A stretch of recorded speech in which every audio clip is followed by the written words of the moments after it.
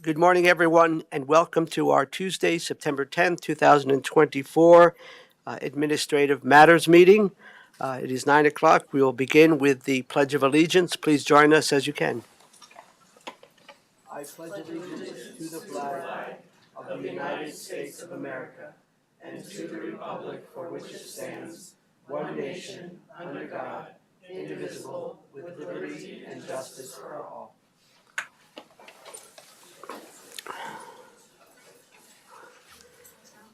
Thank you all very much for participating in the pledge. My name is John Kafalis, Commissioner from District 1, currently the Chair of the Board of County Commissioners. Commissioner Stevens from District 2 and actually Chair Pro Tem, and Commissioner Shattuck McNally from District 3 will be joining us shortly. Across the way, we have Deirdre Sullivan from the Deirdre O'Neill, excuse me, I gave you a different name.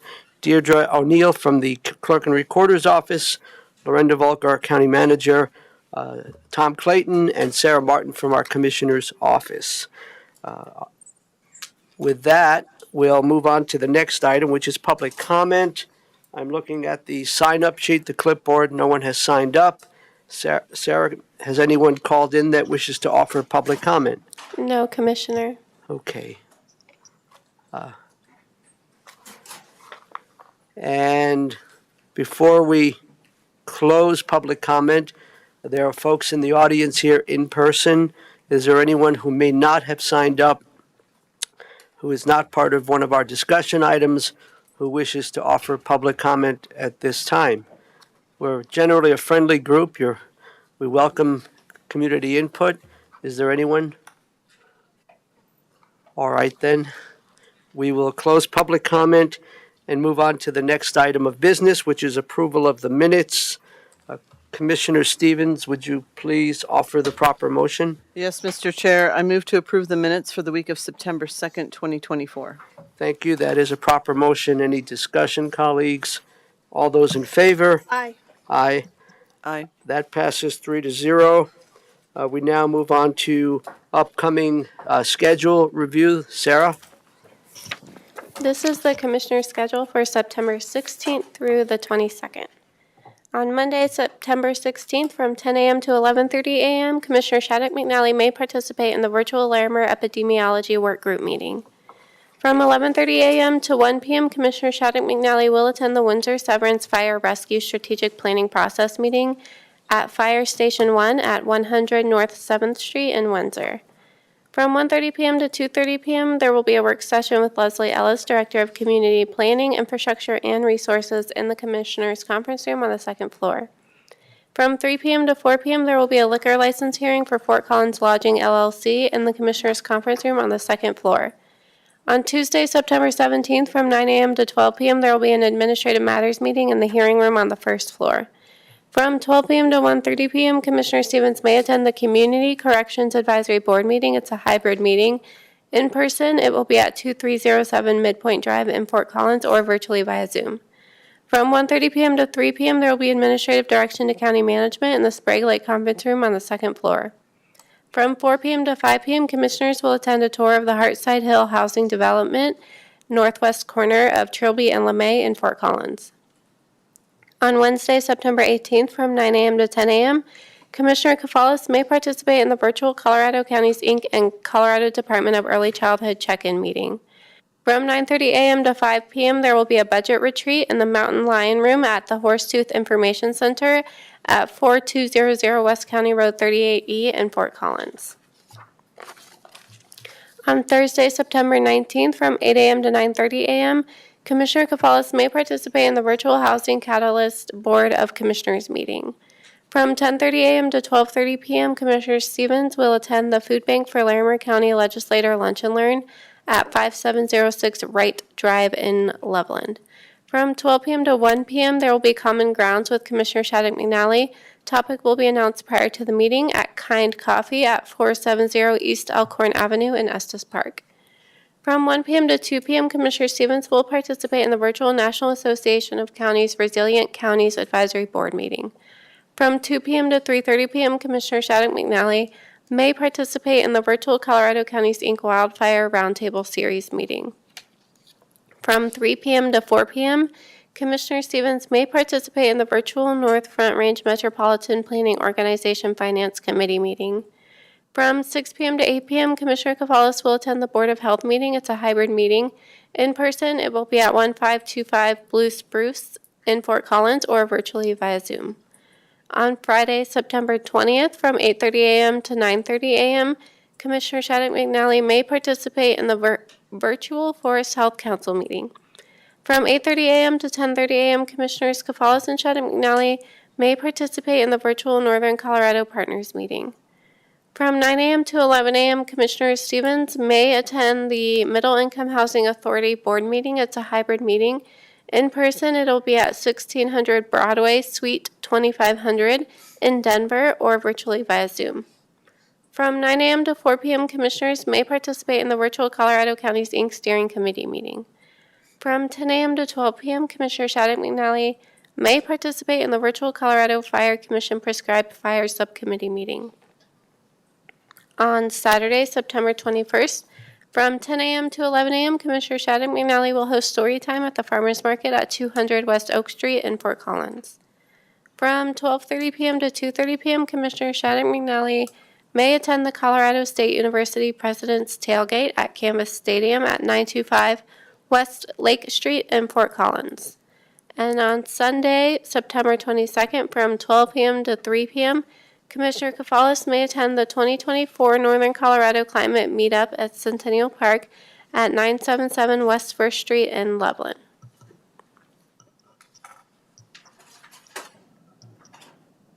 Thank you, Sarah. Colleagues, do you have any questions or comments? Commissioner Stevens? Yeah, so on Monday, we should probably have it noticed that we have the STAC and TC coordination meeting at 8 a.m. just because there's other electeds involved with that meeting, and so it's an open meeting. That's for statewide transportation commission meeting with the transportation commissioner. And then on Saturday, the 21st, I will also be attending the tailgate, President's Tailgate. And that is it for me. Thank you. Thank you. Commissioner Shattuck McNally. Thank you, Mr. Chair. My Estes Park coffee is on the, what is it, the 19th or the 18th? It's just the 19th. I just have an open topic that day, so want to make sure that was set. I'm also adding, hoping to make these. I have on 9/17, I'm hoping to potentially, which I'm not sure it's going to work with our admin matters, but I'm going to put it on the calendar anyway, for a coffee with a co-responder on at Berthoud High. And then on the 18th, or in the evening, that afternoon, hoping to join after the Heartside Hill Tour at Longview, coffee with a co-responder. And then on the 18th, there's one at noon in Fort Collins at 120 West Stewart Avenue. And then again on the 19th in Berthoud at 2 to 4, or no, noon to 2. And that is at Cornerstone Cafe in Berthoud for another co-responder, hoping to squeeze that all in. But we'll see how that goes. And then on the 19th,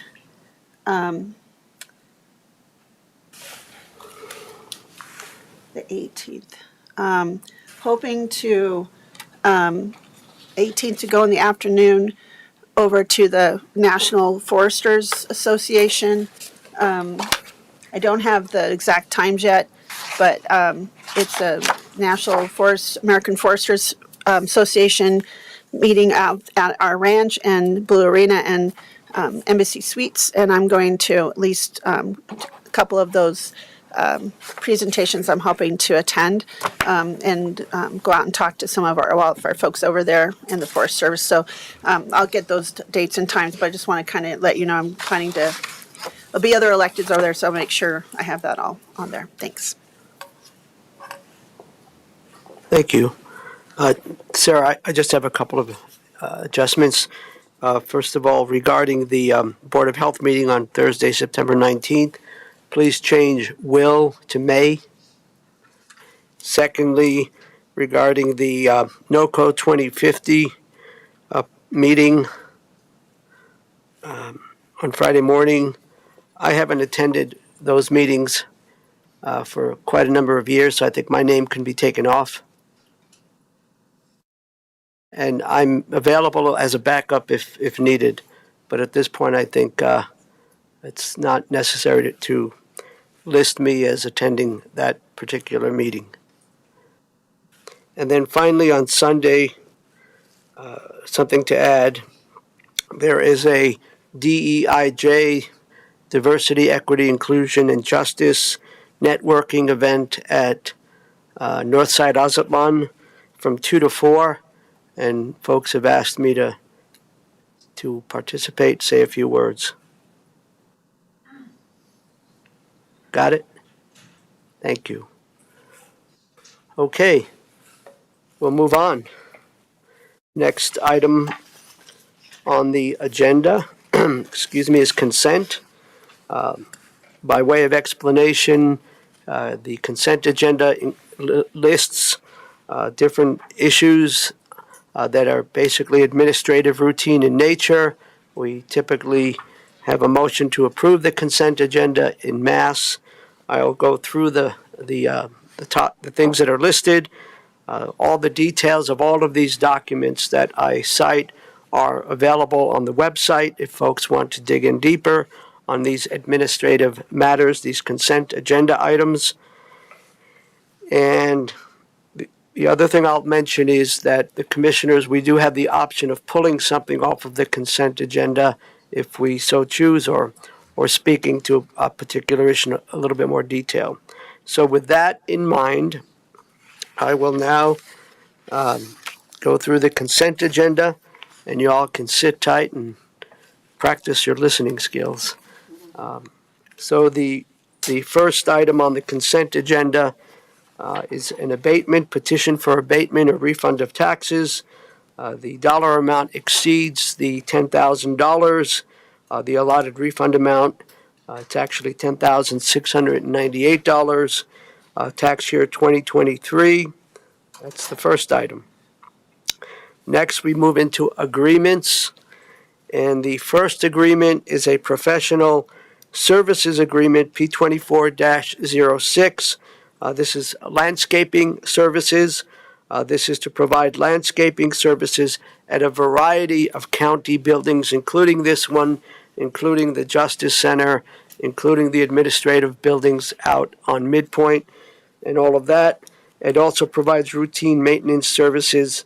The terms of this agreement are from October 22nd of this year through October 21st of 2025.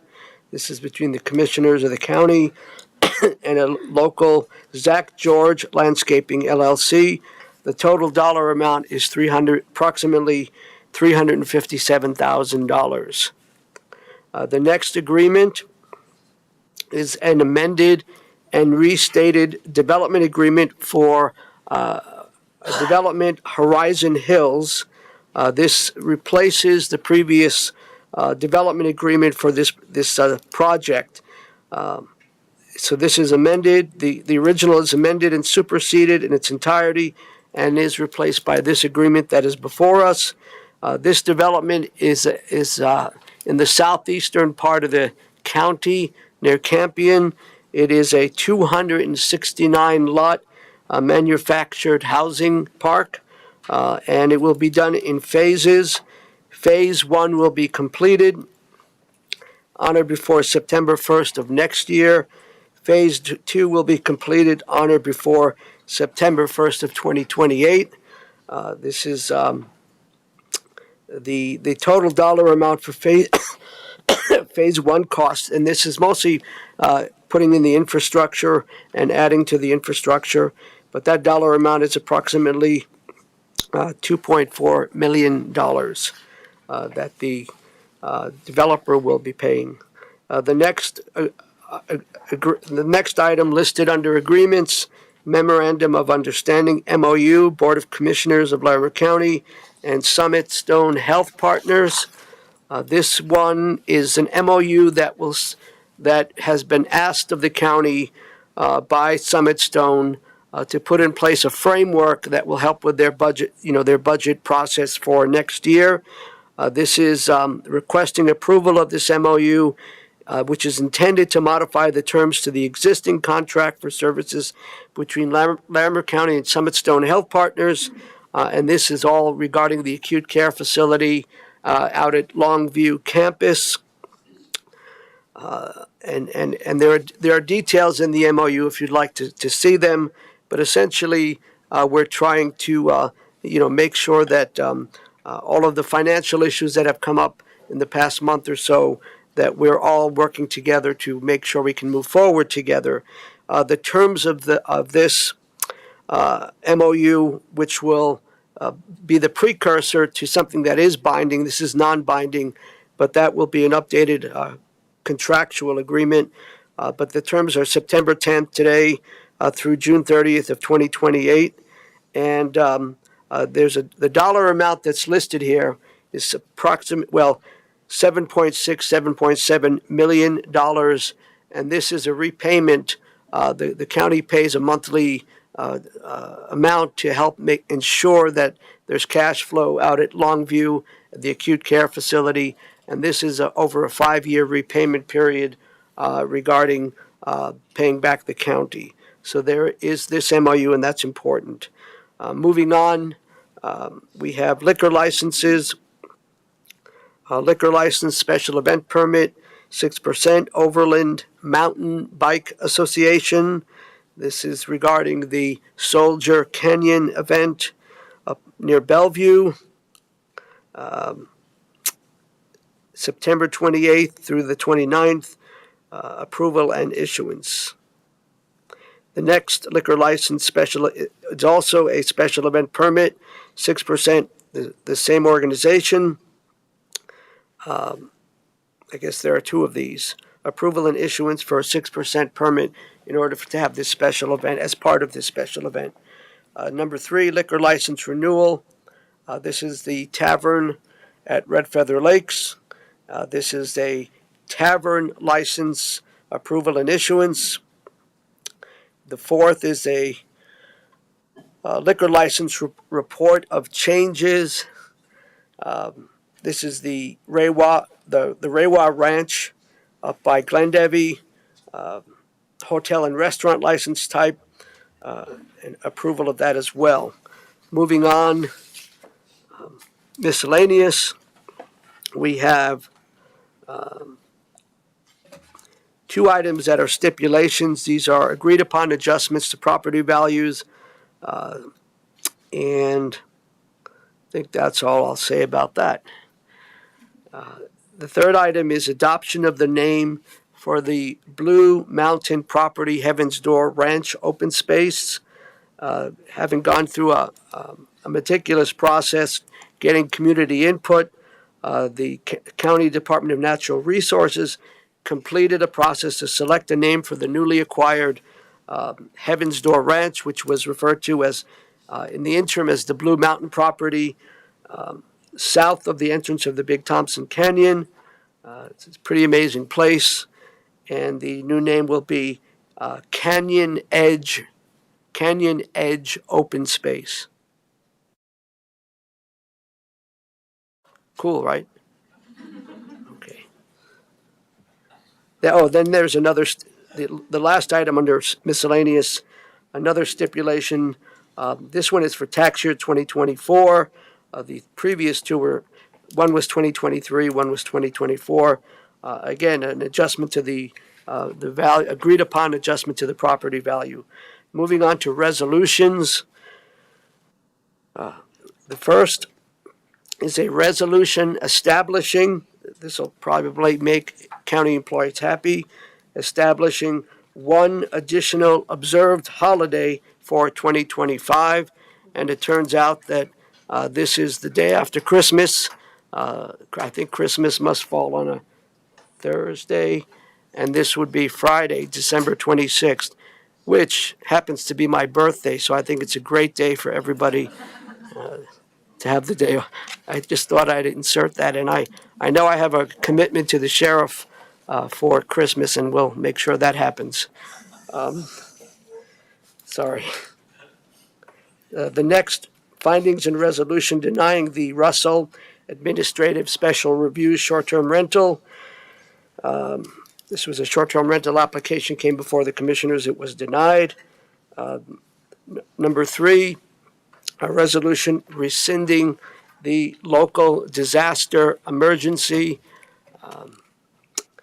The Board of Commissioners declared a local disaster emergency on July 30th for the Alexander Mountain Fire. That resolution is in effect until rescinded. The Alexander Mountain Fire is 100%, thanks to folks that are assembled here and many others, is 100% contained, and there no longer exists a threat to life or property.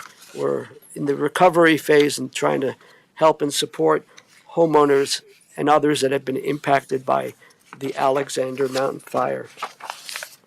I believe that's it. Colleagues, do either of you wish to remove something from the consent? All right, then. Let's see, a motion, Commissioner Shattuck McNally. I move to approve the consent agenda for December 10th, 2024. Thank you. That is a proper motion. Any discussion? All those in favor? Aye. Aye. Aye. That passes 3-0. Thank you, colleagues. Thank you all for your exercising your really excellent listening skills. We move on now to Commissioner guest. We have our esteemed clerk and recorder. Welcome, Madam Clerk and Recorder. I believe you're here to give us a bit of an update on election matters and perhaps other things. Yes, thank you. I'm Tina Harris. I'm the Larimer County Clerk and Recorder, and thank you for having me today. Thank you for, I'm so always blessed to be your guest. So thanks so much. Couple of things. First of all, I want to give you some updates on elections. As you know, our office does very serious work, but we also like to have some fun moments too. So this is going to be twofold. The Secretary of State certified the ballot content yesterday, and so the elections team is working diligently to create the ballot layout. Just so everyone is aware, this will be the first time Larimer County will have a 2-card ballot. We anticipate a 2-card ballot. We're just going to try to keep it in an 8.5 by 14 layout, and hopefully we don't have to go to an 8.5 by 18 layout, but we'll see. They're working diligently. One of the things that we want to ensure is that the font is readable. And so anyway, it would be a size 9. So that's required by the state. Couple of things also that I want to highlight is that this is voter registration month. September is voter registration month. However, our focus is really not going to be on voter registration, because that is something that usually happens automatically when you get a driver's license, update your address. Our focus is really going to be on reaching out to the community, or an effort to get people to go out and check their voter registration to make sure that it is being updated, that they update their voter registration so that that mail ballot gets to them. The other thing, we need election judges. So we're continuing to hire election judges. We will probably onboard them all the way up until the day before election, maybe even do assignments on election day. So if anyone has any concerns or questions, or would just like to be part of the process, encourage them to do that, because this is the best way to learn about that process, is being an election judge. Now, for the fun stuff, as everyone knows, we have been really focused on community outreach this year.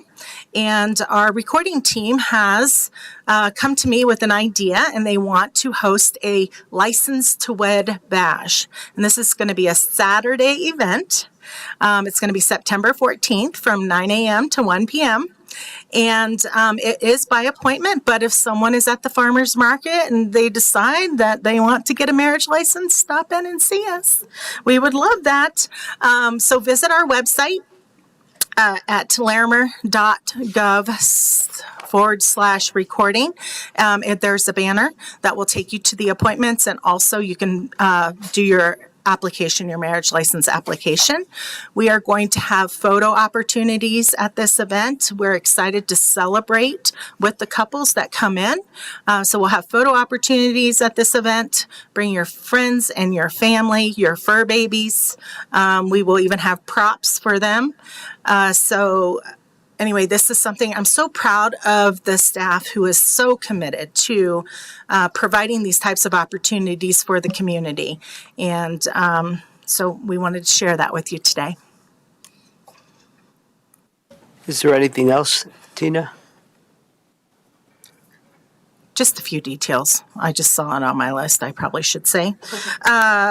In Colorado, well, there will be no officiants at this License to Bash or License to Wed Bash. There will be no officiants, but in Colorado, you can solemnize your certificate. So if people want to get married there on the spot too, we welcome that. We can record their license and hand them their certificate right over the counter. So that's also an opportunity for them. And if they choose not to do that, they do have to use that license within 35 days. Okay.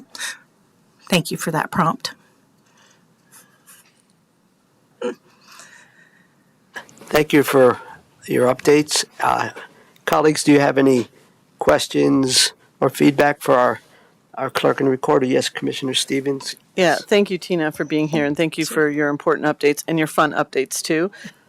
First, with the longer ballot, do we anticipate that there'll be more postage required because of maybe the weight of a second ballot, or? So that's a great question. We have, I believe it's 73 cents. We're asking 71 or 73 cents. It's going to be on the instructions. If it is a longer ballot, it doesn't matter. Put that stamp on there, which is it's a 1 ounce first class stamp. If it's a 14-inch, it is going to be just right at the 1 ounce. So that's 71 or 73 cents. I can't remember exactly the postage, but it's in the voter instructions. Put that on there. If there is additional postage, it does not matter. We pick that up. And so the ballots are going to be delivered to us regardless of the postage that you put on there. Thank you very much for explaining that. And then how many election judges do you need? To conduct this election, we'll need about 800.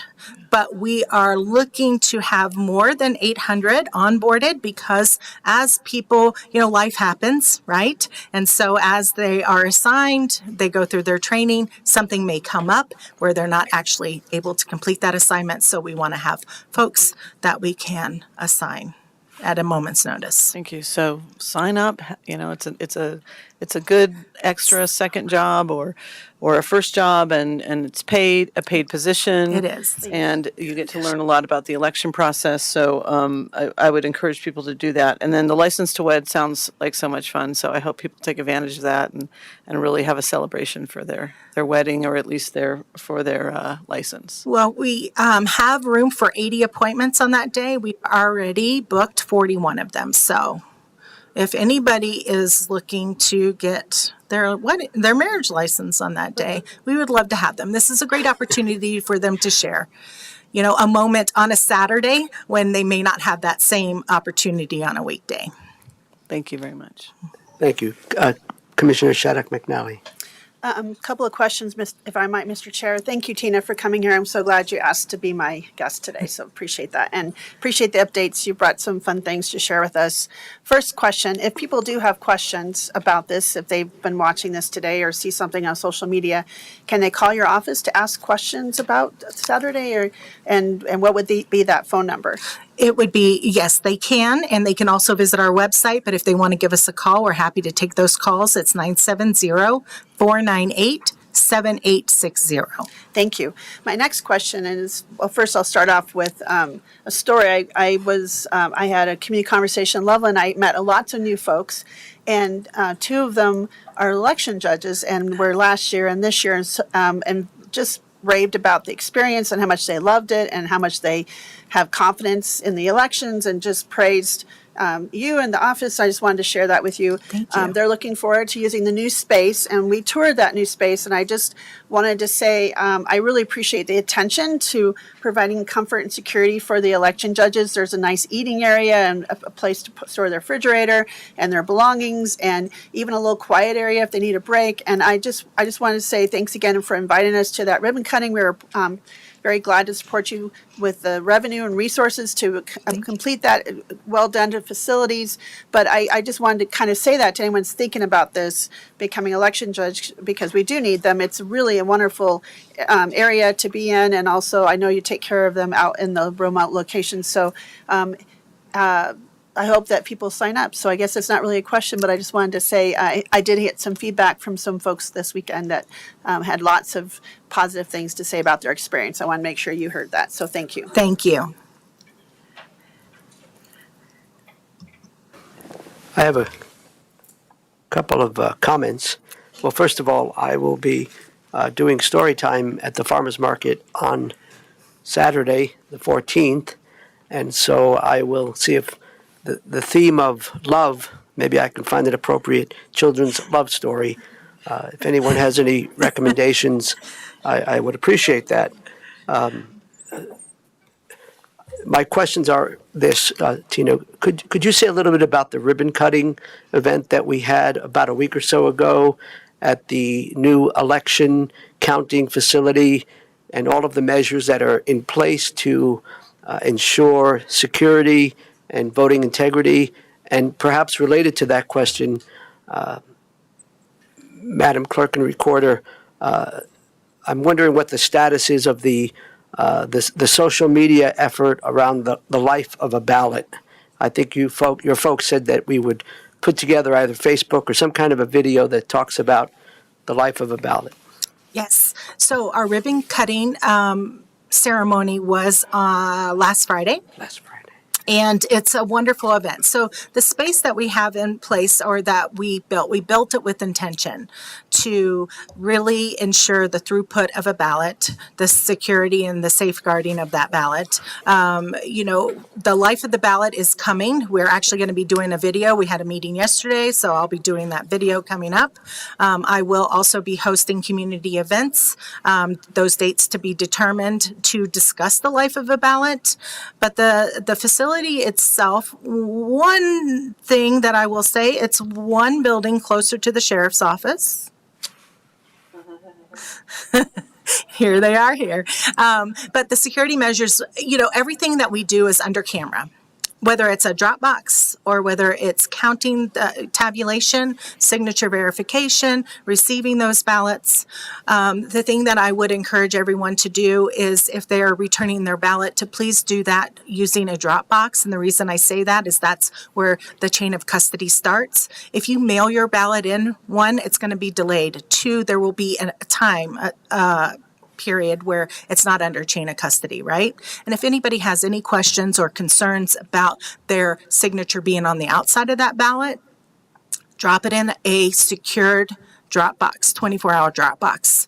So as a ballot is received, everything is, so part of that security that we have in place is that chain of custody. From the time that ballot is picked up, whether it's from the post office or from one of our ballot boxes or from a vote center, there's a chain of custody. It's a bipartisan team, and then they will deliver that to our counting facility, and it continues that chain of custody all the way through, or that bipartisanship all the way through. We do signature verification. If we are not able to verify that signature, or the signature on the outside of that envelope does not get opened until we are able to verify that. And so the first tier is the initial look or review of that signature. If we can't verify it at that time, then we will send it to second tier where they get to a historical. They can go back and look at other signatures, and then they will get a cure letter if we're not able to. So the site is set up where it just flows very nicely and evenly to help speed up that process, but accurately tabulate those ballots. Thank you. And can you tell us when will ballots be, the process for mailing out ballots? I understand this upcoming election is 65 days away or so. Oh no, 56. Oh, but who's counting for the day after? 9 hours and I don't know, 22 minutes maybe? But I don't know. when do we start sending out the ballots to folks? October 11th. So ballots will be sent out earlier than normal because the next, I think it's the 14th, is a holiday. So the Postal Service is not open, so we will be mailing those out on October 11th. Sample ballots will be available on our website, so if anybody wants to go out and take a look at that, the week of the 16th, September 16th, so you can go out and review those sample ballots to see what you're going to get in the mail. And I think just one other question, and that is regarding election judges. I seem to recall that there might be some job opportunities for younger persons, like high schoolers. Could you speak to that, please? Sure. We have Election Day assignments for students, high schoolers, which is something we're also, that's another one of our events is we'll start reaching out to high schools to get them involved. If they have students and they can 16 or older can come in and have an assignment on Election Day, and we usually assign them to the vote centers. Great, thank you. Lorenda, do you have anything you'd like to ask or comment on? I think the only thing I would say is that if the public is interested in seeing the security of the vote counting area, you all are offering tours, and it is a very impressive tour. You do take the path of a ballot, which is, I think, a pretty clever way of walking us through that service. But it was remarkable to see the many layers of security and checks and balances, the teams that work together in pairs and in larger teams. So I would encourage anyone who's interested to reach out to you and take advantage of that. Absolutely. We will start scheduling those tours coming up soon, and so we will host several tours before things get really crazy. Thank you. Colleagues, do you have anything else for Tina? Before we transition into our discussion items, I want to make a bit of a plug for something. So if you're not planning to get married on Saturday morning at the county here, right? Right. Yeah. Or participate in the farmer's market, or perhaps story time. I'll come up with a great love story. We are doing a budget town hall meeting at the Old Town Library. So your choices between maybe getting married or coming to hear about our budget process and where we are in that process. But that will be from 9 a.m. to 10:30 a.m., I believe. At Old Town Library. The three of us will be there and our budget folks. So that's an opportunity for folks to better understand how the county budgeting process works and where we are in that process. You could still probably get married and be more informed about the budget process. I mean, it's a win-win, I think. I'm going to promote it, and I will send them over there after they get married. Okay, I believe I'm done. Thank you all for indulging me. Thank Yes. you. Thank you, Tina. Thank you. Enjoy your day. You as well. Okay. We move on to discussion items. We have three proclamations. The first one is a proclamation for the month of September as Kinship Care Appreciation Month. And I believe we have Angela and other folks, Angela from our Human Services, and at least one local hero. Welcome, colleagues, friends. I'm sorry. You want to do it? Okay. Thank you. Hopefully technology is going to work. Yes. Oh, good morning. I'm Angela Mead, Deputy Division Manager for the Larimer County Department of Human Services. And I'm here to present the proclamation for National Kinship Appreciation Month. Joining me today is Gail Engel. She is the Executive Director and founder of the Grand Family Coalition. Maria Thomas, who is a kinship provider in our community. I also have present with me today the administration team for the Child, Youth, and Family Services Division. And then I have our Family Search and Engagement team and our kinship team and their supervisor, Allison Walter. They wanted to be here and be part of the celebration and the review of the proclamation. To start the presentation, I'd like to share a quick video with you. In the video, you will have a chance to hear from Jennifer and Stacy. They had one daughter when they went from being a family of 3 to a family of 8 overnight. Jennifer and Stacy, along with their 8-year-old daughter, accepted a sibling group of 5 children who had been their neighbors.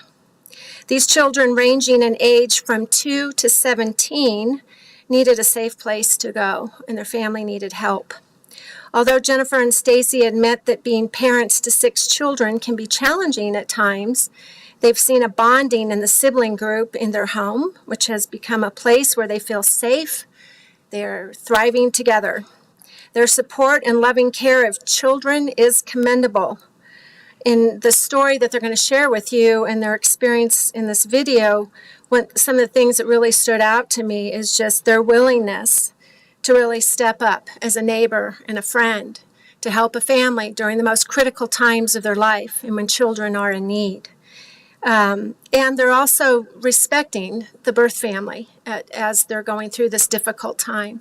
So you're going to hear a little bit from them. They wanted to be here today, but as you can imagine, the schedule with this many kids, life happens and kids have needs and they couldn't be here, so they apologize for that. But we did want to share this video. This video was produced by Colorado for Kids. They were recognized by the Colorado Department of Human Services for their efforts in providing kinship care.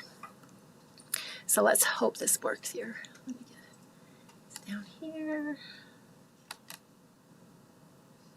Okay. Video, sound. Okay. My name's Stacy. My name's Jennifer. We live in Dacono, Colorado. We've been fostering since August of 23. I am currently a stay-at-home, take care of the kids. So that's what I currently do. And I'm a legal assistant. I have a 28-year-old son. We have one biological daughter of our own, and we also have 5 other children that stay with us as well. We have a 2-year-old, 3-year-old, 5-year-old, 8-year-old, 17-year-old. And our daughter is 8-year-old as well. Going from 1 child to 6 was a little chaotic at first. But you get used to it and you get into a routine and then, it settles.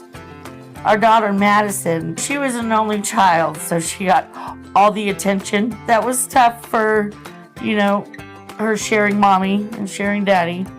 But now she loves it. She loves having brothers and sisters because she always told me, Mommy, I want a brother or sister. So one day we were sitting on the bed reading a book and I go, ta-da, here you go.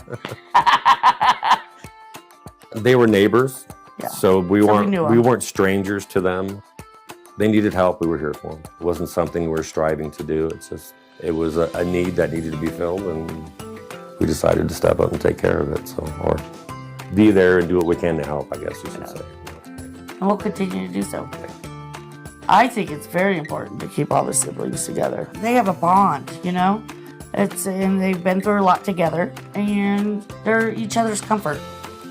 Currently, we have the two little ones in a special school program that also includes counseling, behavioral, motor skills, as well as the schooling and training we had to take that helps us guide them and help deal with their trauma at home as well. Since the kids have been in those programs, their behaviors and everything has just improved, their speech, their just everything.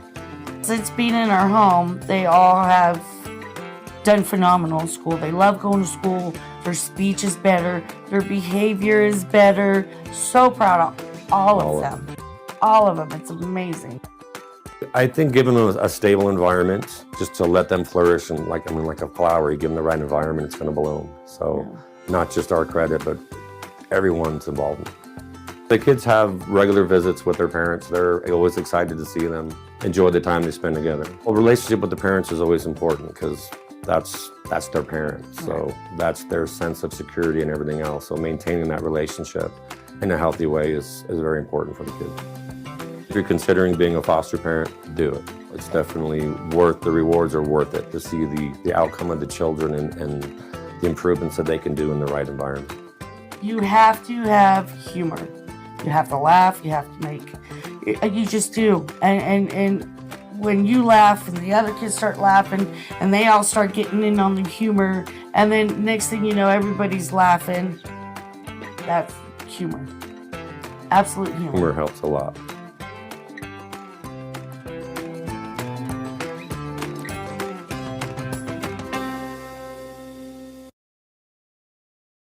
Before turning over the mic to Gail and her guest, I wanted just to share a few highlights of why kinship is so important to this community and to our nation. So September is National Kinship Awareness Month, and it highlights the importance of kinship care. This year, over 370,000 children have been placed in out-of-home care across our nation. As of September 2023, over 2.4 million children were being raised in kinship grand families in the United States. As of May 2024, there are 3,448 children and youth living with Colorado's 2,471 certified kinship and foster families. In Larimer County, 2024, we achieved our highest placement rate in kinship care. I believe it was July or August, we had 67.5% of our kids placed in care were placed in either certified or non-certified care. And I'd like to take this moment just to commend the efforts of our department caseworkers, our family search and engagement team, and our kinship team for their efforts in identifying, reaching out, supporting these families, because it's a tremendous responsibility that they have when kids enter kinship care.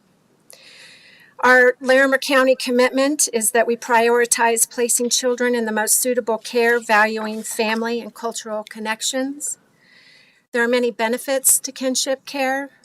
Kinship care provides children with stability and continuity by keeping them connected with their family and their culture. It reduces trauma by avoiding multiple transitions that children can experience when they enter foster home care. It maintains critical connections to siblings and other important people in their lives. And it leads to higher levels of permanency, and children experience fewer behavior problems, which can be a challenge for care providers when caring for them. Along with the benefits of kinship care, I think it's important to note the necessary support that kinship families need. Kinship providers face challenges such as lack of resources, financial strain with the demands of providing care, particularly for multiple siblings, and navigating the very complex child welfare system, as you all know. They may need additional support to understand and meet the needs of children in their care. In Colorado, the legislature passed Senate Bill 24008, which increases the financial support given to kinship providers. Beginning September 1st, 2024, non-certified kinship providers caring for children and youth involved in child welfare will receive a monthly financial reimbursement if they choose to select the financial support. This can include both court-involved or non-court-involved cases, and custody status is not a determining factor of eligibility. This is substantial progress in the state's efforts to support kinship families. Prior to this law passing, the only financial support offered was if the kinship provider was certified or if they applied for child-only TANF. Our approach as a county Department of Human Services is to work with parents to identify kinship providers very early on, as early in the case as possible. Our family search and engagement team is dedicated to supporting the efforts of caseworkers to identify potential familial options and reach out to explore opportunities for placement and support. I think it's worthy of noting that in our efforts to reach out to family members, if a family member is not in the position of actually providing direct care of kids, they can become part of a support network, which really helps to leverage the necessary resources and support to help parents be successful in meeting the permanency goals of return home if their children have been placed out of the home. Certified our kinship providers can receive training, resources, and ongoing support from our kinship workers. Under the leadership of Allison Walters, the kinship team has just done a phenomenal job. I couldn't be more proud of them. As of August 1st, we had 135 active kinship families with children placed in care. Between January and July of 2024, there have been 137 new kinship families taking placement of a child, and that's almost 20 families per month on average. So at this time, I'd like to introduce Gail Engel, founder and executive director of Grand Family Coalition. Gail has had personal experience as a kinship provider, and she's been a strong advocate for kinship care at a local, state, and a national level. She truly is my hero for kinship care, and I'll turn it over to her. So before we please welcome Gail, just to explain how this is going to flow. So folks look forward to hearing from Gail and anyone else that you think you'd like to have present. Then we have an opportunity to ask questions or make some comments. We'll read the proclamation, we'll do the motion, and we'll take a picture. So I just want to make sure that folks know how this will flow. Welcome, Gail. Would you please identify yourself for the record? Yes, and your great organization. Yes, my name is Gail Engel. I am a kinship care provider. I also am a founder and executive director of Grand Family Coalition. I work nationally with other organizations in support of kinship caregivers. And thank you all for having me again this year. I appreciate you all hearing us. While families take on other family members into their care has existed for as long as families, the reason for kinship caregivers has changed. The opioid epidemic and the lack of mental health support have created a much different need for kinship caregivers. Unfortunately, this is a travesty to our families, especially the older adult population that has taken on the financial burden of raising their grandchildren. The need of these family caregivers and the children in their care have been overlooked for way too long. The majority of children being raised by kin are not involved in the child welfare system, when in fact only 1 out of 18 children being raised by grandparents are involved in the child welfare system and may live in relative informally. For kinship caregivers to receive navigation, training, peer support, and financial assistance, they must have an open case with child welfare. The majority of cases are diverted to a voluntary placement. The county may oversee progress, but little to no support is offered to those families until formal cases is opened. According to Larimer County, the average open case of a child welfare on any given day is 155. About 30% of those are kinship caregivers. To receive services at the same rate to pay as a foster parent, they must become certified as a kinship foster parent. Only 20% of the caregivers actually become certified. According to Annie E. Casey Foundation, more than 7.5 million children living in relatives who are who the head of householder is a caregiver, and an estimate 2.5 million children living in kinship caregivers outside without parent present. Most of these arrangements are set up in private. According to the U.S. Census in 2021, report 2,083,000 grandparents are financially responsible for their grandchildren. In 2021, more than 134,000 children and teens were in kinship foster care, defined as living with relatives but remaining in the legal custody of the state. The group represents 35% of all children in foster care, up by 27% in 2011. A recent report on the Administration for Children and Families found that less than 30% of kinship caregivers receive foster care training, and even similar number receiving other supportive services such as peer support programs, 9%, and respite care, only 4%. 22% of caregivers receive help obtaining Medicare compared to 54% of non-related foster caregivers. Just over half of formal kinship caregivers, 52%, and a variety of kinship caregivers, 58%, receive food assistance, WIC, and food stamps. 6% of voluntary kinship caregivers and 9% of formal kinship caregivers receive housing support. Children in kinship care and cognitive and academic difficulties are less likely to receive needed early interventions and special education services that their peers of non-relative foster care. An unmet need are especially pronounced in voluntary kinship families. In Colorado, fewer than 12% of kinship caregivers actually receive financial assistance from the Temporary Assistance for Needy Families. According to the U.S. Census Bureau, an article, Grandparents and the Consentant Grandchildren in 2021, about 16% of grandchildren under the age of 18 living in grandparent-maintained households were in poverty. In Colorado, 97,000 grandparents lived with their grandchildren. 34% of those grandparents maintained the house for their grandchildren, with no parent present. Of those, 53% are over the age of 60, and 10% are in poverty. Fortunately, nationally, we have seen a shift in support for kinship caregivers. The Family First Prevention Service Act helped us recognize placing children with relatives was much better outcomes for the children, giving preference to kinship caregivers. The act brought about kinship legislation, required states to create special licensing standards, and reduce barriers for kin to become certified. In Colorado, legislation is helping remap the way we provide resources and relative caregivers, including the child welfare system. Colorado now requires certified kin parents to be paid at the same rate as a foster care parent.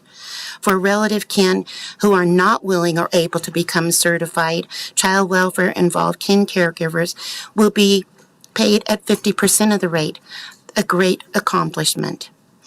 Further, the Older American Act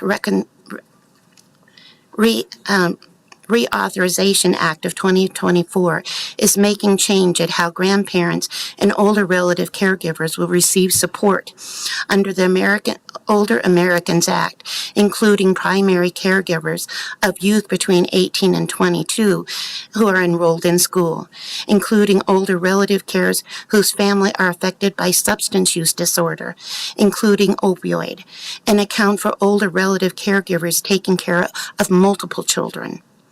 The Protecting Americans' Children by Strengthening Families Act will expand efforts to address parental substance abuse, sustaining support for youth aging out of foster care, an effort to address poverty to prevent neglect. The bill will also recognize the importance of relative and kinship caregivers by defining family to include serving youth and kinship families. The bill addresses respite care, peer-to-peer mentoring, and support programs.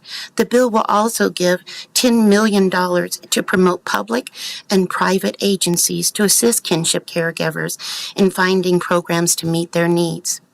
We have come a long way since Grand Family Coalition was put in place 11 years ago. Continuing recognition of grand families and kinship caregivers is essential to continuing that movement. I hope you all will really understand the needs of these families are important. And what Grand Family Coalition does here locally is provides a weekly newsletter to these kinship caregivers with relationship with realities for children. We provide a monthly youth activity. We provide four support groups for families here in Larimer County. We have supported over 168 families during 2024. So I'd like to introduce to you one of our caregivers who was a certified kinship caregiver and is now in the system, outside of the system and being supported by Grand Family Coalition, my fellow grandparent caregiver, Maria Elena Thomas. Thank you. Thank you, Gail. Welcome. Would you Good please say your morning. name? Would you say your name for the Yes, record? good morning. My name is Maria Elena Thomas. Could you spell that, You can please? call me Maria Well, yeah. Thomas, traditional English spelling. Oh, Maria, I'm sorry. Maria Thomas. Yeah, can you hear me okay? All right. Thank you so much for having us here and for recognizing the kinship caregivers this month. I have shared my story in here before, last year, I think, and how I became a grand family nearly 4 years ago. Caseworkers showed up at our door with a 3-month-old and an 18-month-old and said, "Here you go, you're the grandparents." And we had nothing to our name. It was really difficult to make ends meet, having been in retirement and having to come to this country and get out of retirement so that we can raise these 2 children. The caseworkers that came were super helpful. They wanted to make sure that the children were in a good place, that they had everything they needed. They always asked us, "What do you need? How can we help?" But there is a law in Colorado that says that children under the age of 6 have to find permanency within a year.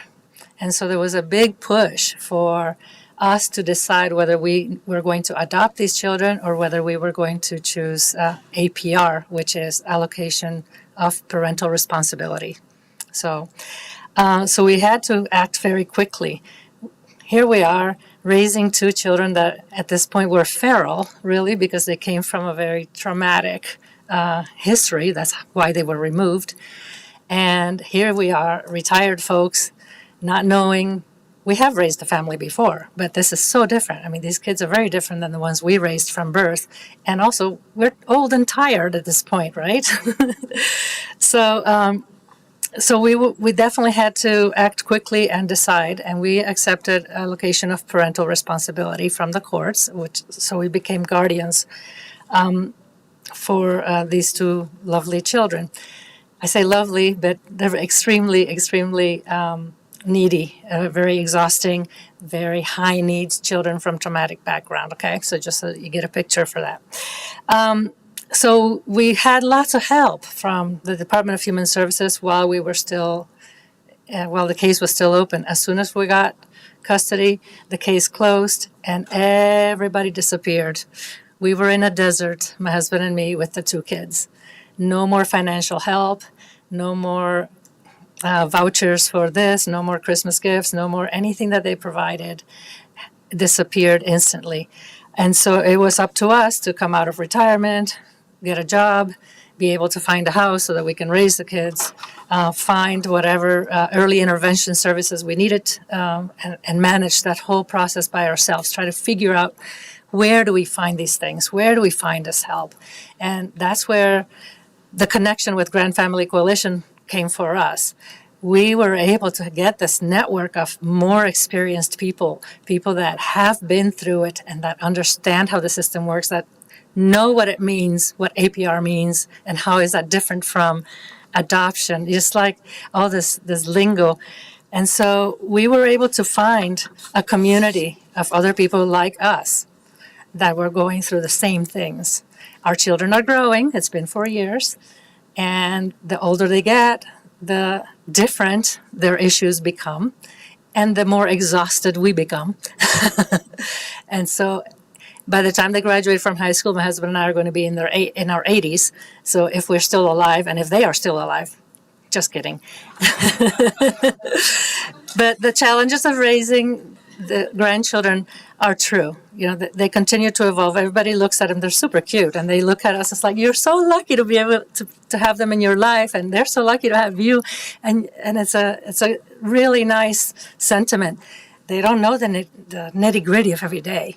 You know, all the tears that I've shed on this woman's shoulders, and on all the people that I called for help and for support.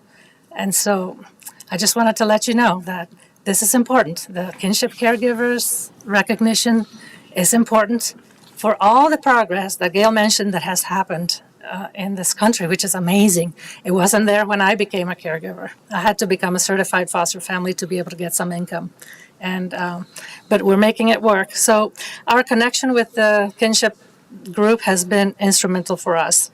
We have had so many connections, so many resources, so much more awareness, and so much more advocacy. And for me, it's also been an opportunity to give back. I've met peers that are just now in the process, getting started with their babies, and they are asking questions. What does APR mean, and do I have to do it? And I'm like, I know what to say.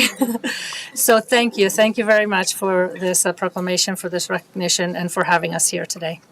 Maria, thank you very much for sharing your personal story. Let's see if my colleagues have any questions or comments. Commissioner Shattuck McNally.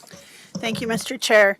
I'm really glad we do this every year because we need to keep the awareness in front of folks and tell the stories. I remember when you came last year, Maria Elena, and I actually have a friend who lost her daughter to the opioid epidemic and is now raising that child. And I keep in touch with them, and it's heartbreaking to do that. But they had to leave their employment to do this, and it's a struggle. So I appreciate you keeping the awareness up.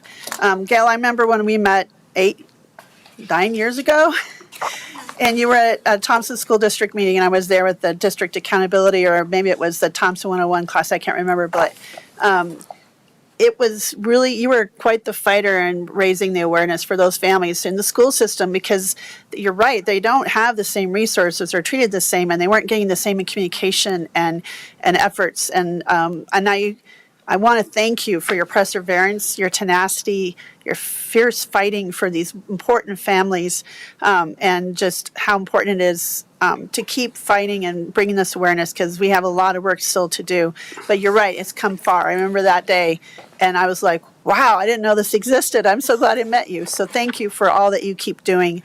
And I know both of you, just thank you for what you're doing for others, and certainly appreciate you bringing this awareness of how we need to maybe make sure families, kinship families are embraced and supported with lots of different resources and supports. I think, this proclamation is really important to talk about kids and the importance of taking care of kids, especially early intervention and access to resources when they need it.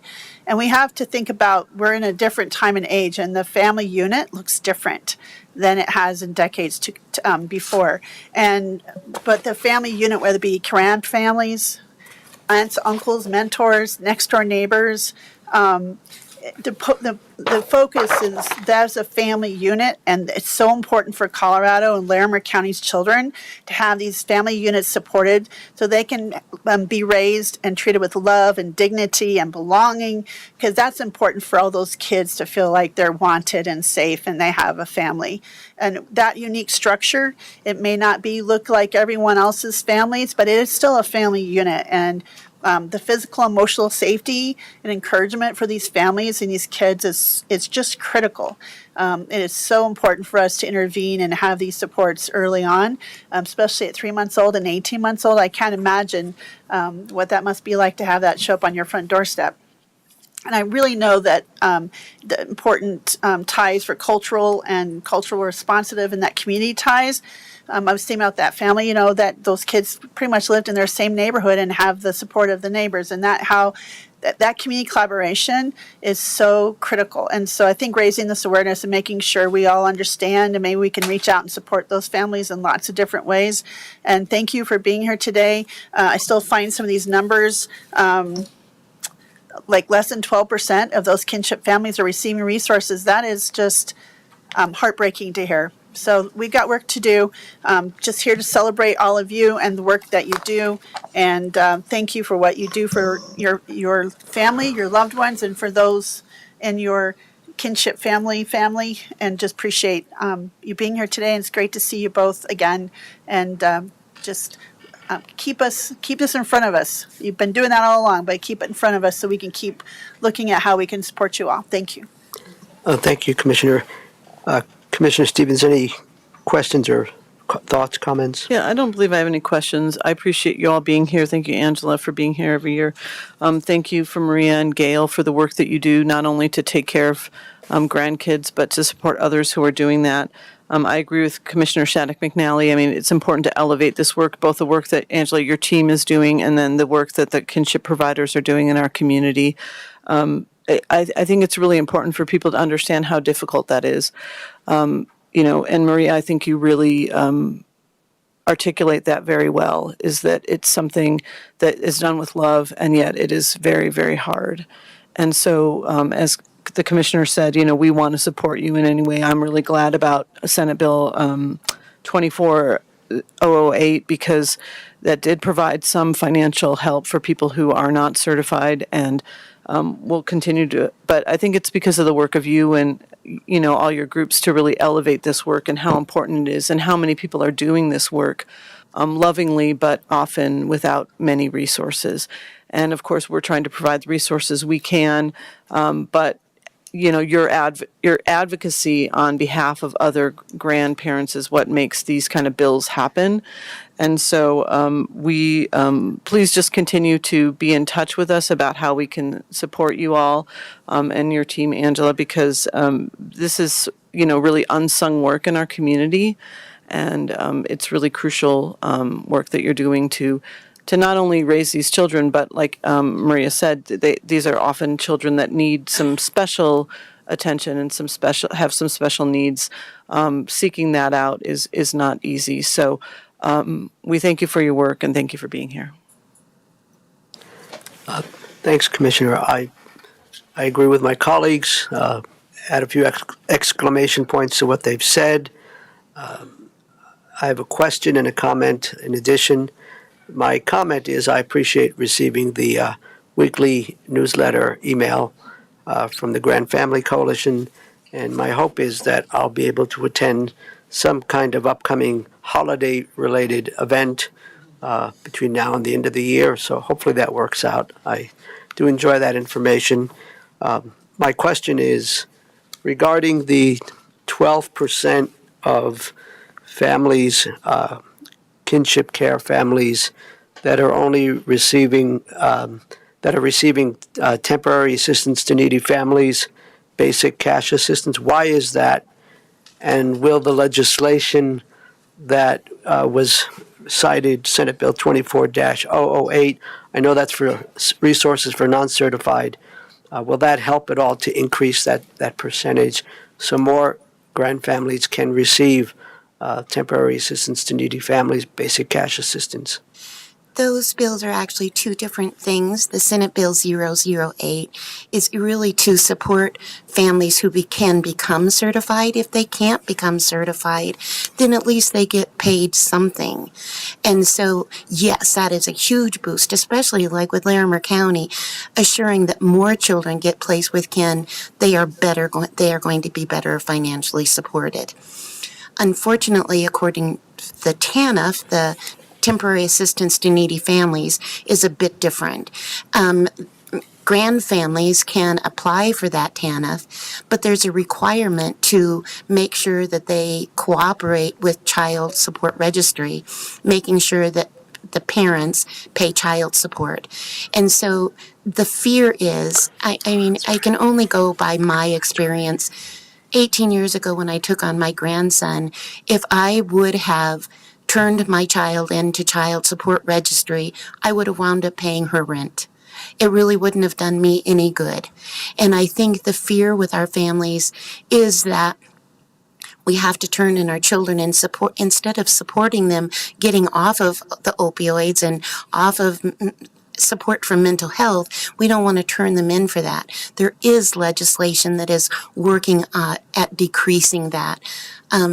I'm not able to really speak a lot to it, but I know there is working being done around that. That 12% is actually probably outdated a little bit. It may be a couple years old, but I still think there is a lot of families who are not receiving that. And also note that temporary assistance for needy families is only $152 a month per child. Thank you for answering my questions, Gail. I think at this time I'm going to ask Commissioner Stevens if you would be kind enough to read the proclamation, offer the motion. We'll vote on the motion, then we'll take a picture, and then we'll move on to the other two proclamations. Yeah, thank you, Mr. Chair.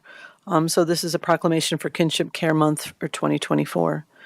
Whereas the family unit is one of our most vital resources for providing Larimer County's children with love, dignity, and a sense of self-determination, and whereas kinship care is a central pillar of the child welfare system in our nation's efforts to protect children, encompassing the full-time protection and loving care provided by relatives, members of their tribes or clans, or non-related individuals with a close bond to the child.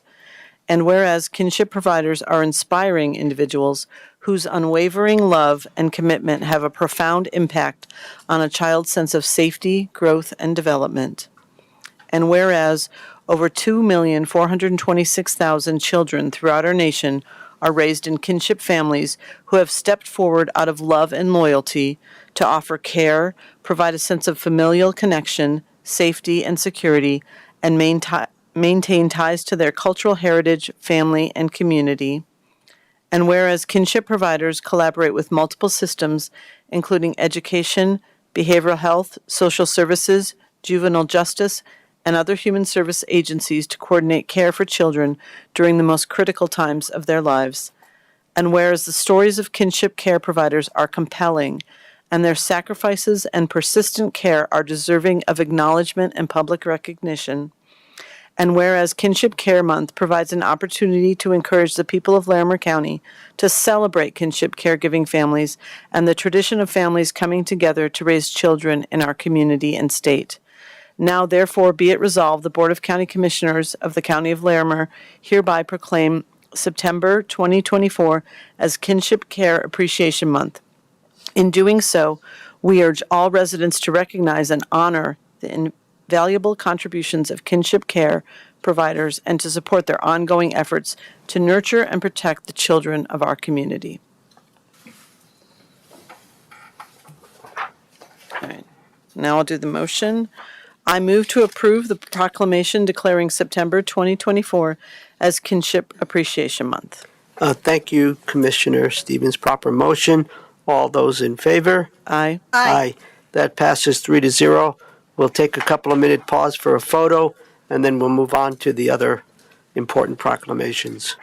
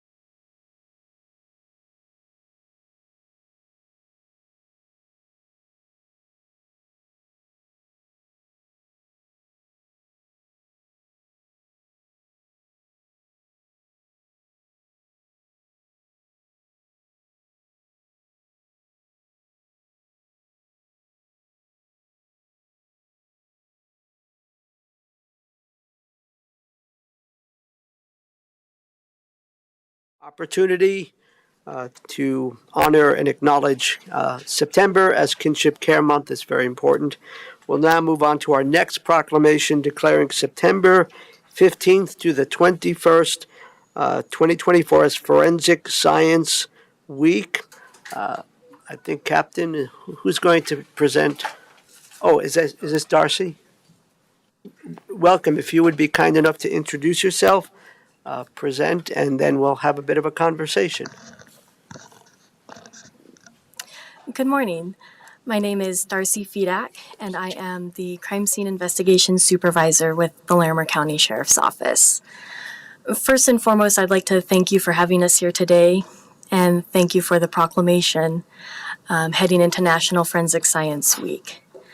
Forensic science is extremely important to what we do at the Sheriff's Office and here in Larimer County, because forensic science is the application of scientific principles and best practices in crime scene investigations and with respect to criminal investigations. Forensic science encompasses a number of disciplines in our world, and that can include everything from field work, such as crime scene reconstruction, 3D diagramming, documentation, and identifying evidence in unique ways. It can also encompass laboratory examination, such as chemistry, DNA analysis, fingerprint examination, the examination of digital media, and much, much more. Forensic science plays a major role in what we do because it is objective. Science is the collection of data, in other words, evidence. At Larimer County Sheriff's Office, we have 5 civilian crime scene investigators, some of whom I have with me today. All of our crime scene investigators have backgrounds educationally in scientific disciplines. Together, we have over 2,000 hours in training in forensic disciplines as well. We like to consider ourselves specialists just in the geeky things that our deputies don't necessarily love to do. We don't drive fast with the lights on. We hone our skills in that crime scene reconstruction, the documentation, photography, finding fingerprints, the collection, the preservation, and the analysis of that scientific physical evidence. Crime scene investigators play an important role in those investigations, and proclamations like that being made today are important because many of our non-peace officer certified CSIs actually by state and federal definitions don't qualify as first responders. So today is important in bringing attention to that. Our CSI team, just in the first half of 2024, has been involved in approximately 275 cases and responded to just under 170 scenes. In addition to the 5 CSIs at the Sheriff's Office, we have about 40 deputies assigned to our jail, our patrol, and our investigations divisions that have received training to triage crime scenes. They triage documentation, they triage the collection of evidence, and they truly are our first eyes on scene. They determine if we need to escalate that forensic response. In a laboratory setting, the Sheriff's Office employs 2 civilian criminalists, and those 2 civilian criminalists specialize in firearm and tool mark examination and digital media examination. They could not be here today because they're actually with their counterparts at the Northern Colorado Regional Forensic Lab conducting an in-service training. They spend a significant amount of time honing their scientific backgrounds and perpetuating their training in their respective specialties. To close, I want to quote one of the founding fathers of forensic science, Sir Edmund Locard. He guides what we do.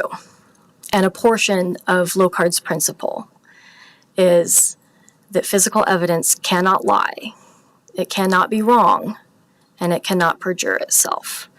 And that is so meaningful to myself and my team, because what that means to us is that the evidence guides our story. The evidence should guide our investigations.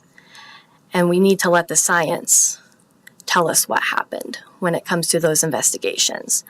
And our mission is to let that physical evidence tell us what happened, to help us exonerate the innocent, to convict the guilty, and to hopefully help bring closure to our victims in Larimer County. And so I'd like to thank you for hearing us in this proclamation today.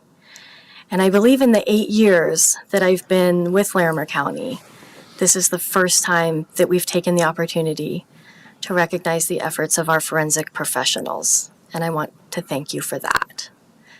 And so here with me today, I have members of my crime scene investigation team, Elena Weaver, Sylvia Erdangare, and Maritza Ayala, as well as members of our command staff and leadership team. Thank you. Well done, Darcy. Is there anyone else from your team who wishes to speak? I think they would turn me into a crime scene if I asked them to speak. Yes, we certainly don't want that. Thank you for your excellent presentation. I think where we'll do this, at this time, if my colleagues have questions or comments, that would be more than appropriate. Then we'll have Commissioner Shattuck McNally do read the proclamation and do the motion. And I'm thinking, and also she's asked to do the corresponder proclamation, so she'll be doing back to back.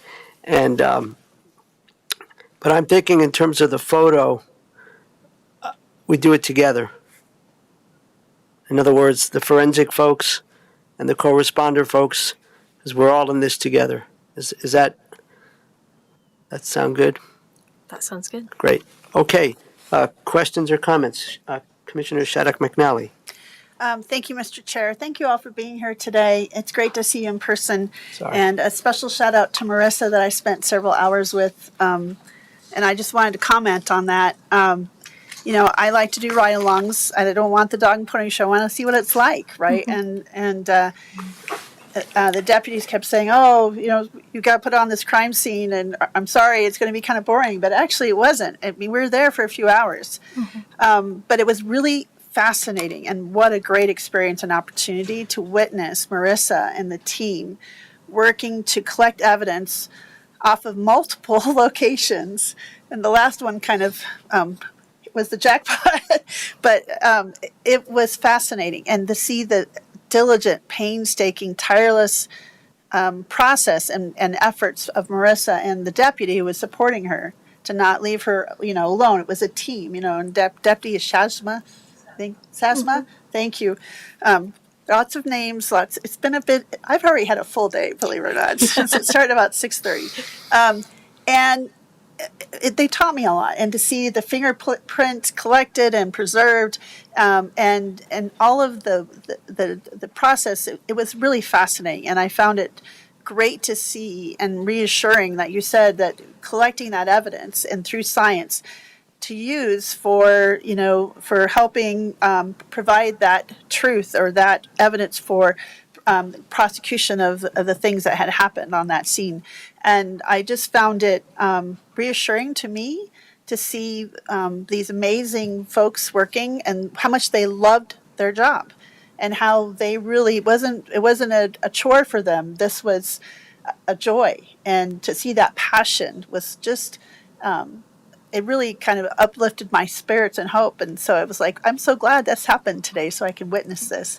And I have to say, Sheriff Ann, the teamwork between the deputy and the crime scene technician or specialist, and the mutual respect and their equal team members on that scene was just really impressive.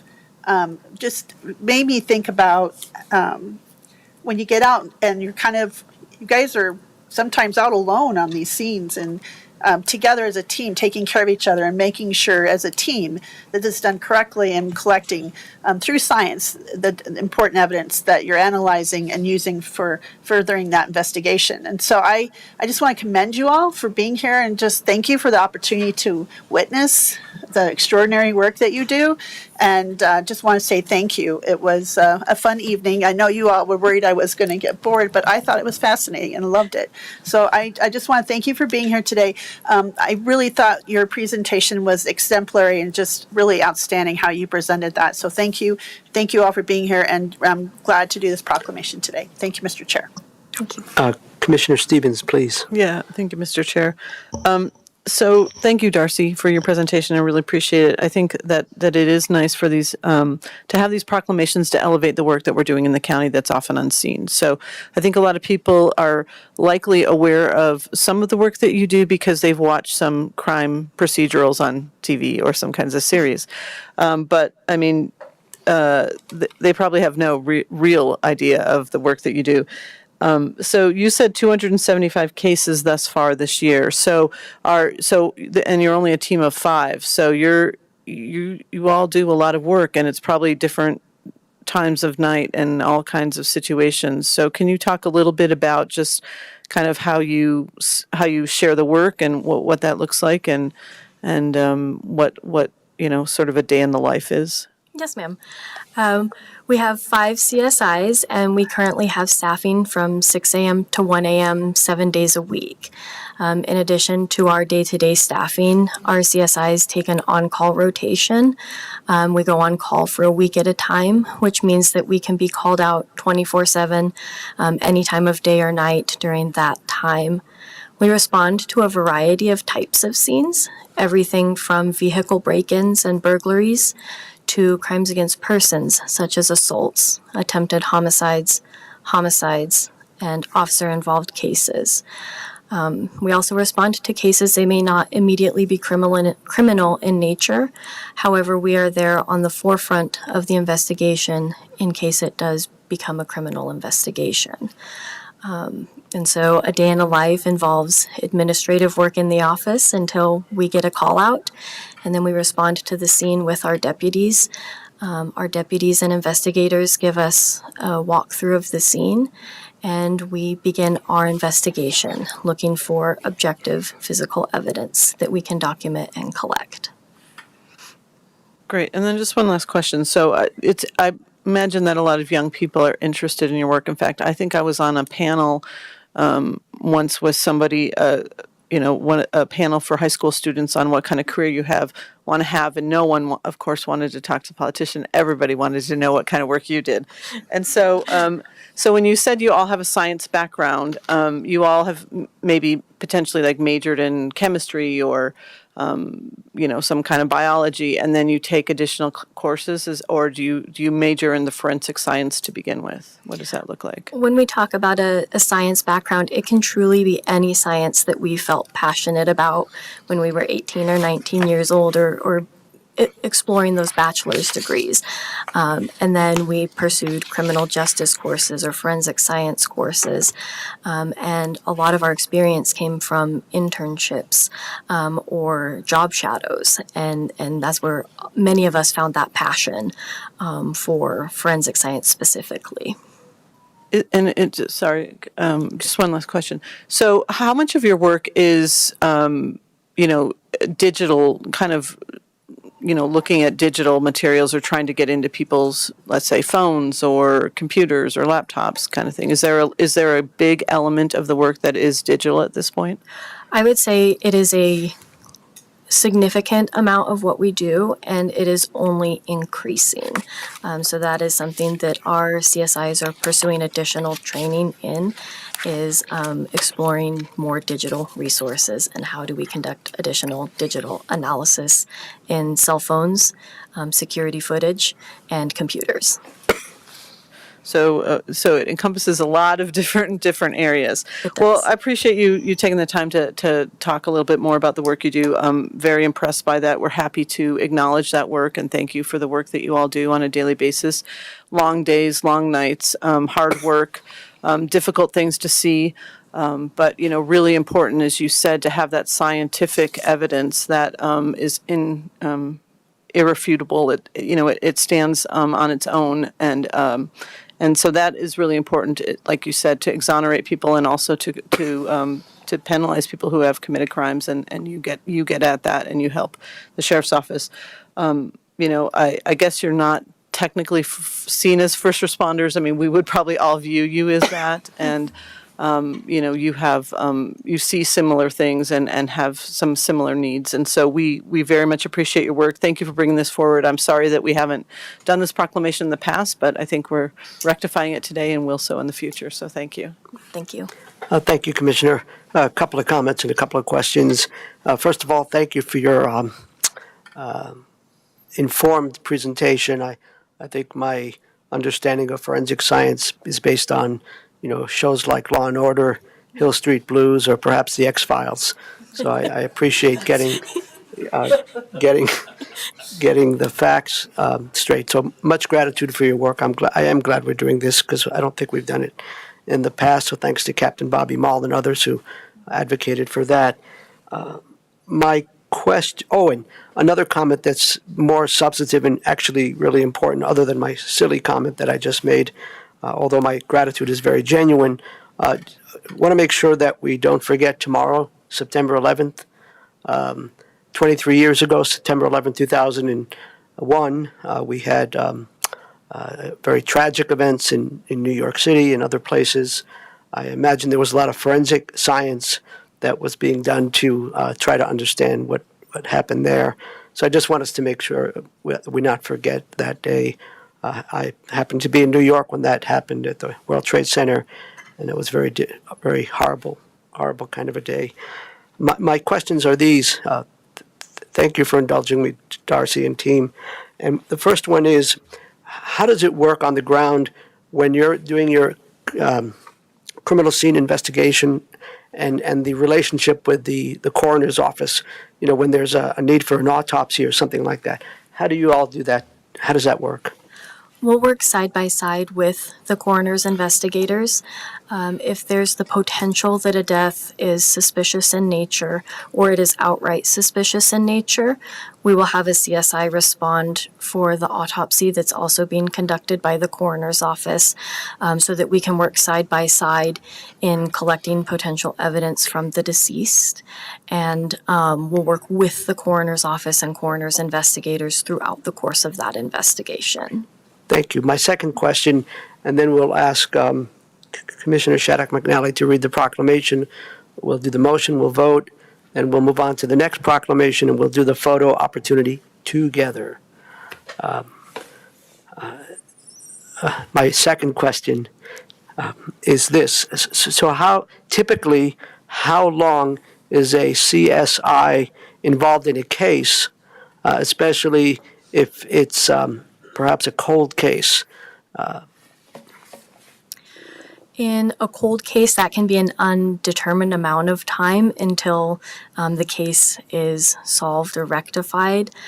Sometimes cases may span multiple CSIs, where one CSI retires, but another CSI picks up the case. Baby Faith is a good example of that, where the case began in the mid-90s and was not rectified until just a few years ago. And that spanned multiple investigators and multiple CSIs. Our average time on scene in a case is approximately 2 to 3 hours, but we may be on scene for anywhere from 12 to 14 hours or 2 to 3 days, depending. We do get to go to sleep at night, but it can really be dictated by the type of case. Our homicide cases tend to last between a year to 2 years, between the time of the homicide and the time that the case goes to trial. So I would say that is an average for a typical homicide. Thank you very much. Sheriff, at any point this morning, are you going to want to say anything? I have amazing staff. Yes, you do. I just wanted to certainly offer that opportunity. If you change your mind, let us know. Let's move on to the proclamation. Commissioner Shattuck McNally, please read the proclamation. This is a proclamation for Forensic Science Week for 2024.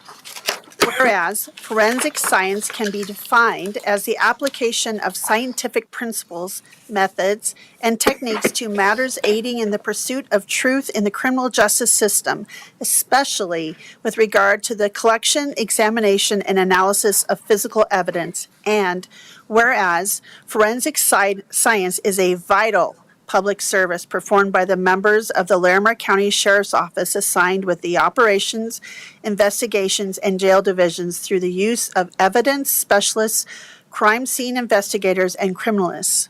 And whereas National Forensic Science Week is a nationwide coordinated effort sponsored by the Consortium of Forensic Science Organizations comprised of the American Academy of Forensic Sciences, the American Society of Crime Laboratory Directors, the International Association for Identification, the International Association of Coroners and Medical Examiners, the National Association of Medical Examiners, and the Society of Forensic Toxicologists each third full week of September to promote and spread awareness for the forensic sciences.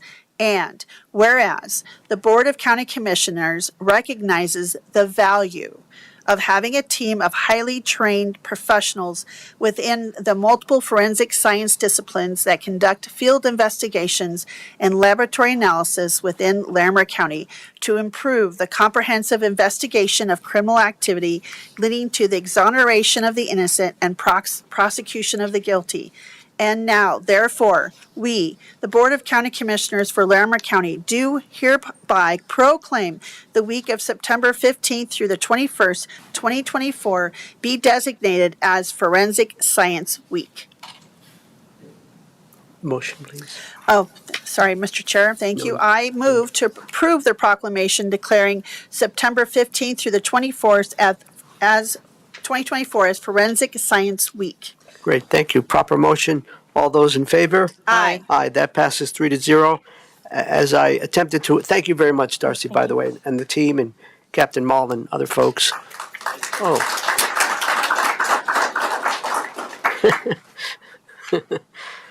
So we'll move on to the next proclamation, and I hope it's all right. I'd like to just I want to kind of move things along. So proclamation declaring this week as Larimer County Corresponders and Crisis Clinicians Week. And who will be presenting this? I said Sergeant Cook. Hello, Robert. Hello, sir. Mr. Chair. Morning, Sergeant. Nice to see you. Nice to see you too.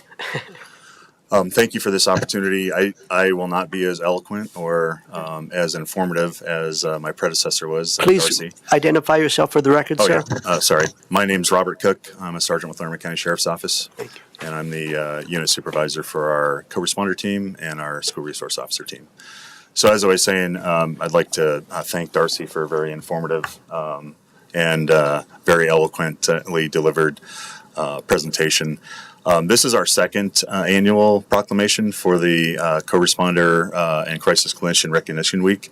So I'm not going to be quite as informative. I do want to touch on a couple things. I think basically all three proclamations that the Board of County Commissioners have honored us with and the community with this day basically are interrelated. The kinship proclamation touched on the importance of family, especially in raising children who have had traumatic experiences. Obviously, our partners with the forensic crime scene investigation team, we often work together with them on tragic suicide scenes that happen more often than we'd like to see. And so I think they're all interrelated, and I think it just speaks to a number of issues involving mental health, opioid addiction, and co-occurring conditions that are not only affecting our community, but communities across the nation. So In addition to what we have done in our co-responder unit, a basic description is that basically we have clinicians who are provided by Summit Stone Health Partners in partnership with sheriff deputies, and we respond to crisis calls for service as well as many calls in order to try to get ahead of the crisis, dealing with people who are struggling with addiction, mental health issues, and co-occurring conditions. So our goals are to try to keep people out of jail when there's not a need for them to go to jail. We really try to triage what the situation is. And if it's a low-level crime that's occurring, we really try to find out what is really at the heart of the matter and why are we responding to a call involving this person. And if the answer is it's a low-level crime that is occurring in addition to a very serious mental health or addiction issue, we really try to divert them from jail because, as we all know, jail is a very expensive way to house people. And on top of that, they're not going to get the level of care and connection with resources that they really need in a jail setting. So we really try to keep those people out of jail when they don't need to go to jail. Sometimes they're very serious crimes that they commit, and they do need to go to jail. And luckily, we do have resources in our jail to kind of help those people with their mental health issues or their addiction issues.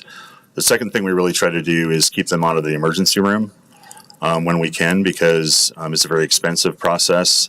It also clogs up the emergency room at the hospitals with people that don't necessarily need to be there. So a lot of the good work our clinicians do and our partnership with Summit Stone is to really try to embrace those community resources so that we can keep people out of the emergency room. There are many times when we do have to, because the situation is so acute, we do have to get them to an emergency room to get them the acute emergency care that they need. But in addition to that, we really just try to connect the community. We try to meet people where they are in the community when we get calls for service and some of the case follow-up we do to get them the resources that they need in order to improve their life and hopefully get them back to becoming a productive member of our society and our community. So being the second year that the Board of County Commissioners has honored us with this proclamation, I just want to thank all of you for your support and your continuing support. I'd like to thank the Sheriff's Command staff and all of our colleagues that are here today. And we do have several of our team members here. We have Corporal Steve Fay, who's the Assistant Supervisor on our unit. We have Deputy Dave Fan, and we have Deputy Brendan Solano. We have Lieutenant Van Hook, who is the leader of our unit. And we have a couple of our clinicians, Jeanette Jennings, and also Michelle Sylvester. And then also we have our Summit Stone representative, who is Dr. Megan Hazinski. Megan, can you raise your hand? I don't know that Megan's been here before, so I wanted to introduce her to you. She is a newly promoted program manager for Summit Stone, and she'll be supervising all of Summit Stone's co-responder program personnel. Thank you, Sergeant. I do believe you were pretty darn eloquent and certainly quite informed. Thank you. And your point about the interconnectedness of the three proclamations and the themes, that's a very spot-on observation. Is there anyone else from your team who wishes to speak, sir? Okay. It's a shy group. Just do the work. So let's see if we have questions, comments, insights from my fellow commissioners. We'll start with Commissioner Stevens, and then we'll kind of go from there. Thank you, sir. Thank you. Well, thank you, Sergeant, for being here, and appreciate so much the work that you do. I think you're absolutely right that we need to think about, and I give kudos to all the leadership in the sheriff's office, because we are thinking about community policing in an entirely different way, and it's what the community's asked of us, and you've responded. And so I think that this is a model of compassion that is treats individuals as individuals, And I'm really grateful for the work that we do and the partnerships that we have to make this happen, the funding and everything that goes along with that. So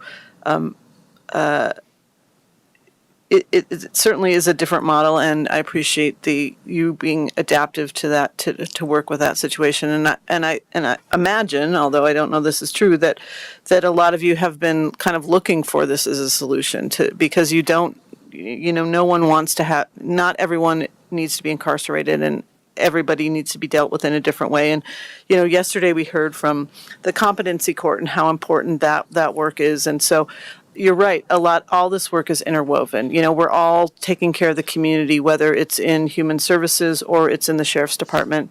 We're all entrusted with that as public officials, and we're all figuring out how to do that. But I just think this is such a remarkable way of dealing with some situations that we have in our community that don't need to be addressed in a traditional policing way, that really require compassion, and you've all shown that, and so I appreciate your work. Thank you. Thank you, Commissioner Stevens. Thank you, Commissioner. Commissioner Shattuck McNally. Well, for those, I'm speaking for the members of the public. I hope you all know how strongly I've been supportive and advocating for this program. It is a more community focused, driven, intervening, public focused kind of policing and community policing. And it is, I believe, Larimer County and our partners were kind of leading a lot of the area and the region for this work. And I want to thank you, Sergeant Cook, for your tireless efforts on at the state board and the national board. I know because of your work, you now have over 30 people on this state board of co-responders who are working across the state. And I know you're sitting on the national board and trying to bring some standards and process and really elevate this work. And I'm very proud that even though we missed it by 2 days, we're like, the second county in the nation to do the proclamation last year. It is important work. And yes, it is connected to law enforcement, but it is really about community safety and public safety. And I think it's improving police and community relationships because it's building trust between our clinicians, our behavioral health community, law enforcement community members, and just really talking about the collaboration, partnership, and cooperation for public safety. Because not everyone needs to go to jail with they're having a middle of a crisis, one of the worst days of their lives. You are showing up and ensuring public safety, ensuring that person's safety along with your team's safety. And it's really helping reduce trauma for those folks, everyone involved, and also treating people with compassionate care and trying to reduce and de-escalate the situation. For everyone who's on scene, you are literally saving lives at that moment for everyone involved. And also, I think by doing this, I've seen the data because sitting on the Opioid Abatement Council, being the vice chair, fighting for funding through that program, also through the Policy Council, chairing that for the behavioral health. I see the data and I see the numbers, and you are spending a lot of time on scene. These aren't just quick calls. You're on the scenes taking care of folks, and then also following back up a day or two later to make sure that plan or that intervention is being followed through and following up. So it's not just that time you're right there in the call and taking them to necessary resources. You are also following up a day or so later to follow up, and it's been impressive data, and I appreciate all the work that you've done to be transparent and show that this program has been extremely successful, and it continues to grow and be extremely successful. And I appreciate the leadership team and Sheriff Fayan, Under Sheriff Shellhammer, and Captain Van Hook, all of you for just supporting this, because it is really, really important for our community. And I appreciate the intersection and partnership with our Longview, and I know that continues to evolve and needs continuous improvement because we're kind of still learning how this all works together. And so I just wanted to also just say thank you for staying at the table and talking about your needs and what is best for those folks that we're serving. I have to talk about your youth crisis intervention team. Just outstanding work. I think that is also saving lives and really providing an opportunity for family and youth to have intervention and early access. And it's no surprise that Thompson School District went from one team to, I think, two now, and maybe looking even at a third. And with that comes funding and a focus, but we're living our values by trying to do this in a different way and helping folks. Instead of punishing them, we're trying to help them. And one thing you all do is you really connect people to services and making sure they have the support they need. So I have to just say huge gratitude from the bottom of my heart for the work that you do. I think you guys are critical services and teams in our community, especially at this time. And I know you are all not only responding at a need for crisis, but you're putting your lives on the line because these situations are very tenuous sometimes with someone having a mental health crisis. And I want to thank you for putting your lives on the line for that person, yourself, and others, and to do this great work to help folks in really one of the worst days probably of their life in the middle of a crisis, and what you do to help them. So thank you for being here today. Very proud, and we'll continue to support you all and advocate for you all because I do think your work is critical for our community, and I think it needs to continue, and I appreciate the partnership. So thank you all. You're all very important for this community, and I can't say that enough, and I appreciate the partnership and working so hard together because we are helping folks, and I hope the public understands this is a different form of using our partners with our clinicians, which we could not do this without the clinicians, along with our law enforcement who are looking to do this in a different way and be of help to people. And I think this is critical work that I hope the public will understand. This is a new way of doing it, and it's working. So thank you. Thank you, Commissioner Shattuck McNally. Yep. Thank you very much for your extraordinary work. The only thing I can add is looking out over the folks here.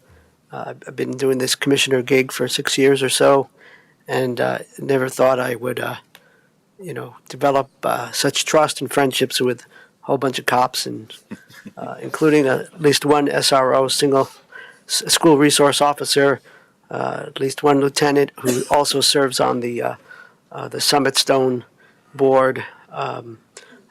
There's a lot of cross-pollination, and I actually appreciate you all very much and consider you friends, and especially the guy from New Jersey who still owes me pizza, but we'll let that go. Sorry. That's all I have to say. Lorinda, is there anything you'd like to share, please, on this one perhaps, or the previous one, or any of these? I think I'll just say, you all have talked about the great work you do and the difference it makes in the community, but the way that the Sheriff's Office has embraced this as a concept and really taken it on, expanded it, challenged school districts to participate. We're going to celebrate this with the Innovation Awards on Friday as well. And so this is not brand new, but it's a new concept for us. And the way that you apply it makes sense for our community, which I think one size doesn't fit all. It really does need to be unique and meet the culture of a community and meet the needs of everyone who's part of that community. So I really commend you for grabbing this torch and just running with it, and inspiring others to do the same. I know it's not a single person kind of a thing. It is a team, but it does take someone to lead the charge. And you have done that. You've advocated for funding. You've advocated for staffing. You've advocated for relationship building. And that is a critical piece of this. Thank you. Thank you, Madam County Commissioner, or County Manager. And one thing, since you brought that up, I did want to emphasize the team effort. This is nothing done very well is done without a committed team of very professional individuals. So in both our clinicians and our deputies, both of those groups share a special quality of dedication, determination, and commitment to really helping people, and that shines through in everything they do. So I just want to commend all of them and thank them for all their strong efforts in continuing to meet the mission that we have to serve our community members. Thank you. Well said, sir. Thank you, Lorinda, colleagues. Commissioner Shattuck McNally, please read the proclamation and offer the motion. Certainly, Mr. Chair. I am very happy and proud to read the 2024 proclamation honoring Colorado co-responder teams, and behavioral health crisis clinicians. Whereas Larimer County is committed to providing support for those facing behavioral health issues in our communities. And whereas behavioral health describes the emotions and behaviors that affect an individual's overall well-being, including mental health disorders and substance abuse. And whereas the National Institute of Mental Health estimates that more than 1 in 5 U.S. adults live with a mental illness, and whereas the widespread opiate use continues to grow across the nation, our state, and here in Larimer County, with over 100,000 overdose deaths occurring nationally as reported by the National Institute on Drug Abuse. And whereas behavioral health conditions may lead to homelessness, criminal charges and arrests, and have a serious negative impact on communities. And whereas the many issues created by mental illness, substance abuse, and addiction are community problems at the local, state, and national levels, not limited to law enforcement, fire services, and emergency medical staff. And whereas many communities have realized the need for additional resources to address these issues more effectively, when individuals are experiencing crisis situations and have identified as an evidence-based and effective program called co-response. And whereas the co-responder model pairs law enforcement, fire, and EMS with behavioral health professionals to intervene and respond to behavioral health-related calls for service. Whereas these teams utilize the combined expertise of law enforcement and first responders with behavioral health professionals to de-escalate situations and help link individuals experiencing behavioral health issues to appropriate resources in their communities, including counseling, access to medications, medically assisted treatment for alcohol and drug dependency, access to housing, food, basic necessities, and other similar resources. And whereas co-responder programs have expanded across the state of Colorado with statewide and local support, co-responder units in Colorado have embraced the philosophies of meeting those in need where they are to offer emergency access to treatment, connection to community, resources, and ongoing care for those in need throughout Colorado. Whereas the Larimer County Sheriff's Office co-responder unit, in partnership with Summit Stone Health Partners and the Youth Crisis Response Team, the Larimer County Sheriff's Office, and the Loveland Police Department, in partnership with the Thompson School District and Summit Stone Health Partners, have responded to countless thousands of emergency and non-emergency calls for service, provided crisis intervention, conducted important follow-up, developed safety plans, assisted people to get connected with the resources they need for healthier living, including access to behavioral health and other community resource services. And whereas these first responders have shown exceptional commitment, dedication, leadership, and passion to help those in need, reinforcing how vital their work is to the communities of Larimer County. And now, therefore, we, the Board of County Commissioners for Larimer County, hereby proclaim the week of September 15th to September 21st, 2024, as Larimer County Co-Responders and Crisis Clinicians Week. We also, along with the Colorado Co-Responder Alliance and the International Co-Responder Alliance, both are nonprofit agencies dedicated to furthering and fostering co-response in Colorado, across the nation, and internationally, respectively. And we wish to express our appreciation and gratitude for the members of the Larimer County Sheriff's Office Crisis Response Unit, I hope I have that right, CRU, co-responders and crisis mental health and behavioral health clinicians working in Larimer County, recognizing the significant contributions of these dedicated first responders and mental and behavioral health co-responders who routinely respond to non-routine and sometimes dangerous situations involving persons in crisis, and who work together to intervene and ensure the best possible outcomes through appropriate placement, safety planning, access to treatment, and connection to needed services. As the Board of County Commissioners, we also call upon Larimer County residents and public and private institutions and organizations to specifically recognize, honor, and give thanks to these amazing professionals for their daily sacrifice and public service through the great work that they do to assist those in need. The Board of County Commissioners of Larimer County, the state of Colorado. And Mr. Chair, I move to approve this proclamation declaring September 15th through the 21st, 2024 as Colorado Co-Responder Teams and Behavioral Health Crisis Clinicians Week. Thank you, Commissioner. Proper motion. All those in favor? Aye. Aye. That passes 3-0. Well done to everyone. We'll now pause and it's picture time. We'll do both of the proclamations. Oh yes, clap. Yeah, sure.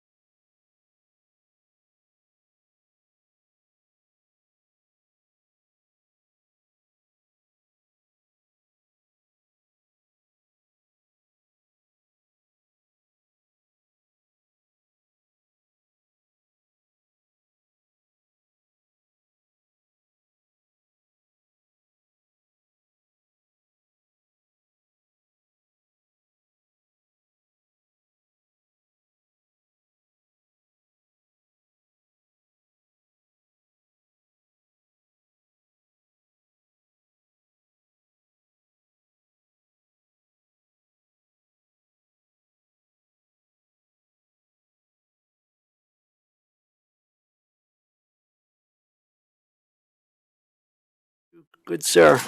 We owe you a couple. So, again, we had 3 proclamations this morning. We just took some photos for acknowledging the good work of our crime scene investigators, Forensic Week, and also certainly our corresponder and clinicians' work that we do. We'll now move on to, what do we got? Oh, yes, County Manager update. You got anything for us, County Manager? I do have a couple of things this morning.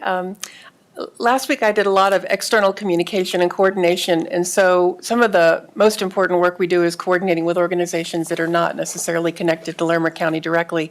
I met with Matt Robinoff from the Fort Collins Downtown Development Authority. It's always good to keep up with him and talk about some of the good housing work that they're doing that dovetails with what both the city of Fort Collins and the county have set as priorities. I met with Timna's city manager, Aaron Adams. We talked a bit about some of the broadband work that's happening and some of the legislation that has recently passed that will affect jurisdictions like ours. I met with Chief Deputy Assessor Yara Zoke to talk about the assessment period and how they intend to apply some of this recent legislation. It doesn't change drastically what they do, but the Senate bill that was passed earlier during session will have some impact on them. And so talking with her about staffing and budget needs was really important. And then I guess finally, we wrapped up our budget meetings with all the departments and elected offices last week. We did roughly 30 of those meetings. They are so valuable, and it's great to have proclamations like Kinship Care, Forensic Science Week, and co-responders, because those are the kind of things the county does that we need to fund with our budget. And it's good to highlight the good work that they do. We will have to make some decisions about the budget. Our belt will need to tighten a bit, and so this is one of the hard years about putting a budget together for you all to consider.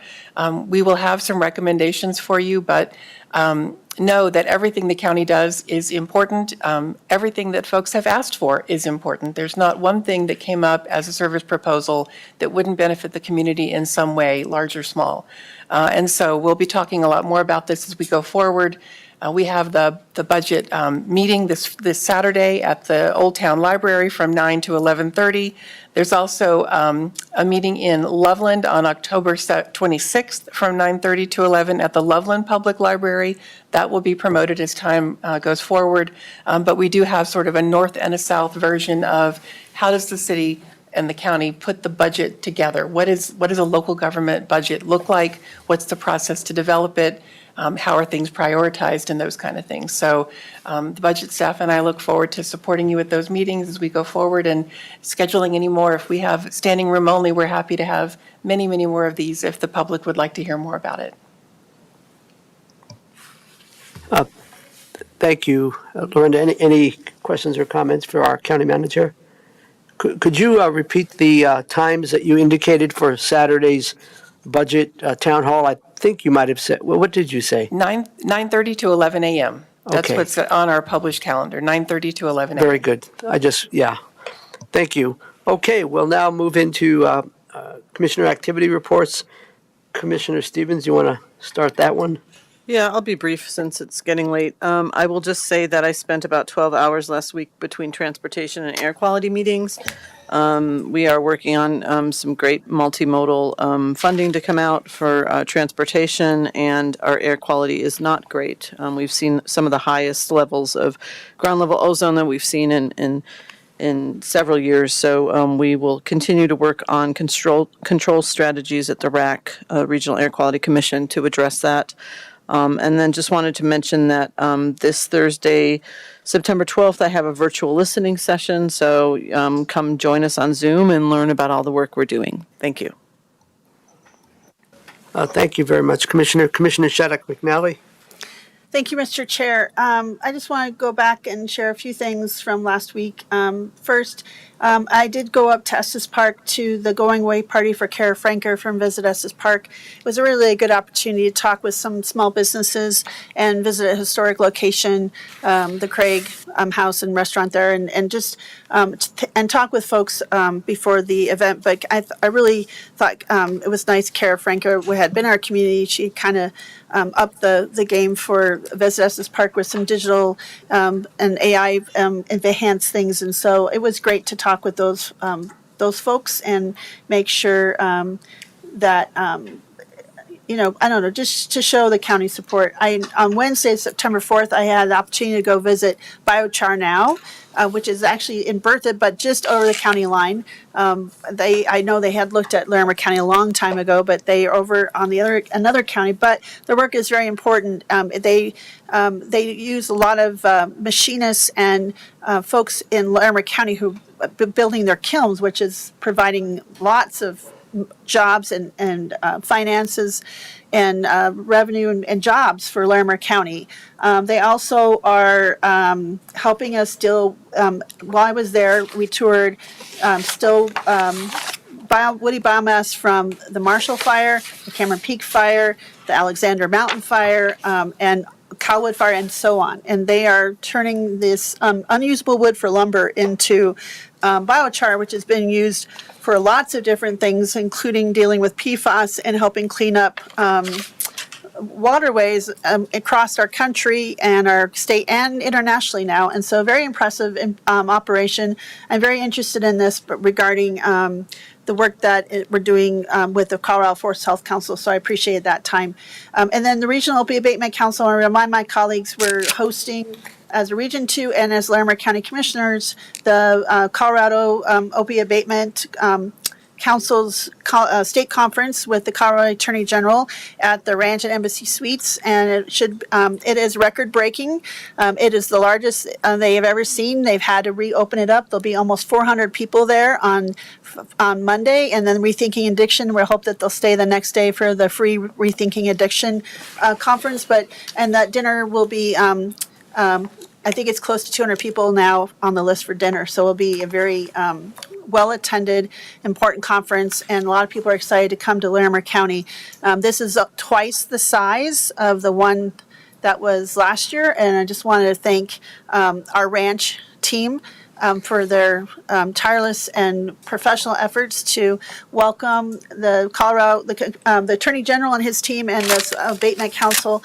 And I know Region 2, and I think as board, we're proud to sponsor these events. And I look forward to the awards dinner. I wanted to also share Johns Hopkins University is very interested in the work we're doing here in Colorado and Larimer County, and so they will be present and asking lots of questions.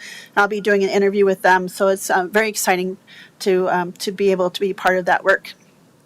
So I just wanted to kind of share about that. And then on Thursday, I did travel up to Estes Park for the EPA's announcement that I spoke at. I joined the regional administrator for the Region 8 for the EPA, along with Mayor Gary Hall of Estes Park, and the board of the Upper Thompson Sanitation District, along with some national media, as we and had representatives from Senator Hickenlooper, Senator Bennett, and Representative Negus's office.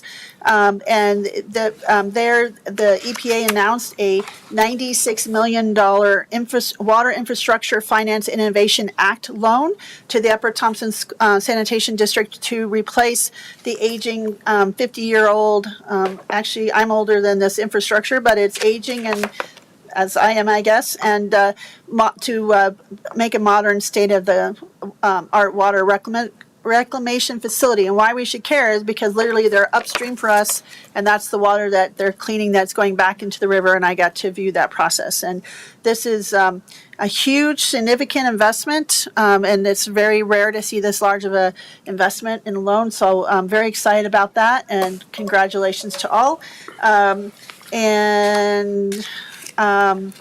I'll just try to go through, not through all my list, but another highlight on Friday is I chaired the Forest Health Council Legislative Committee meeting, and we're continuing to meet and have our information because we are working on still on our 2026 legislative priorities. We've already submitted and very proud that our 2025 legislative priorities, at least one or two of them are actually drafted potential draft legislation ready to go. And so now we're working on 2026. And this is really important for our forest health, our wildfire mitigation, and protection of our watersheds. And we are convening lots of subject matter experts over this next few weeks.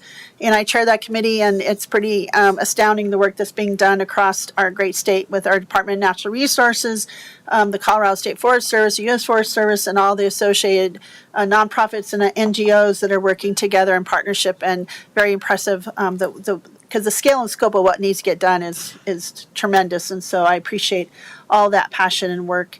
And then on Saturday was a full day. Very full day, and started off with Common Grounds with my community conversation. I had all new faces, a really great turnout, folks just wanting to ask and learn about the county, and it was really a positive event. Loved going to the Risk County Mountain Festival. Great to see the sheriff's officers. I got to play tug-of-war with the K9 Lucan. I've done that once a year, it seems like. He's always a great tug-of-war partner. And then it was great to hear the music and run around and check that out. It's a wonderful event. And then I very proudly went to the Kids Pack grand opening. They're officially opened, their new first ever home after being in existence for almost 13 years. And I'm very honored to be able to speak there. And it was great to tour and talk to all the community members who are part of that. And I know Larimer, we as a board are still very proud of that financial commitment to help them build that new facility, which is helping them double the amount of folks they can serve. And Sheriff, thank you again for your good sportsmanship and your and all in good fun as we had our challenge for packing the bags. I'm still proud that my team of beating you all, and I appreciate you guys joining us and being good sports. And until next time, the Kids Pack team are still talking about it, and they're hoping we'll be back. They thought we were a fun group and very thankful for the support. And then it was great to be a part of State Pride and Ag Day at CSU, talking with some state legislators that came and other folks, and to see the wonderful community coming together to honor the legendary Mr. Mosley, who served his great country and was a two-sport recognition athlete, and it was really a great day. And I also want to shout out to my friend Sherry Borman, who was one of the who was also honored on the ring with some things. She is a 4-time national champion or something like that, and so just really impressive how they honor previous athletes, and that was a lot of fun to be there and to celebrate. And then thank you to Jordan and Ricardo and folks from the Office on Aging for being present at the Community Empowerment Clinic. I was there for a while. And just the amount of community coming and supporting those in our community to find resources and come together as a community. It was a well-done event, and that was at the Fort Collins Senior Center, and great to see all the partners working together, and I just really appreciated that. And it was great to be in Estes yesterday with my colleagues as we were at the Water Sonoran Institute. Our team's up there, and we got to be with them as we were doing some group work to work on this water master plan and have actionable steps, and just appreciate that. And then yesterday, colleagues, the Water Quality Commission, Control Commission was in Berthoud, and actually several of Weld County commissioners were there, and people from the state of Loveland, the mayors from both cities, Fort Collins and Loveland, and Mayor Pro Tems. It was great to have those conversations with the Water Quality Commission and at the Northern Water, and I appreciated their interest and the questions they had for us as a county. So thank you. That's all I have. Commissioners, can I clarify just one thing? The Kids Pack contribution that the county made was through the American Rescue Plan Act funds, not from the general fund. And as we talk about our budget, I want folks to understand we did get quite a few of those funds to make for investment in our community. And I know you all know this well. I'm just saying this more for the public, that these were those funds that you all invested in these transformational projects. And it's a pleasure to be part of opening Kids Pack's first real physical location with those. Thanks for clarifying that. Yeah, it's important that we were in those few communities that actually did transformational projects, and it's great to see them come to fruition.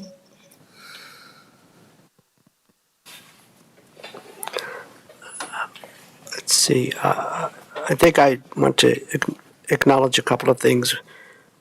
One in particular, since the sheriff is here. So I attended the State Board of Human Services meeting, and we actually had a rulemaking session in Fort Morgan, And two of the rules that we approved on first reading have to do with legislation that was passed regarding parents who are incarcerated and the responsibilities of the county and the sheriff's office to provide a space for children to have time with their parents. So I thought it would be important to mention that. Just for the record, both Commissioner Stevens and I also attended the Risk Canyon annual Mountain Festival fundraiser for the fire department, the volunteer fire department. For the record, I also was present at the Kids Pack ribbon cutting, and for the record, I was also present at the Community Empowerment Clinic early on. And one of the programs is offered by the Conflict Transformation Works program, and they do mediation that's available to residents and businesses only if you live in the city of Fort Collins. I think we've had conversations about whether or not we should try to revive some type of mediation program in the county, but I have a feeling that that's something that probably won't rise up given our budget uncertainty, but I'm hoping that's something we can consider in the future. That's all. 11:26 a.m. We are adjourned. Have a nice day, everyone.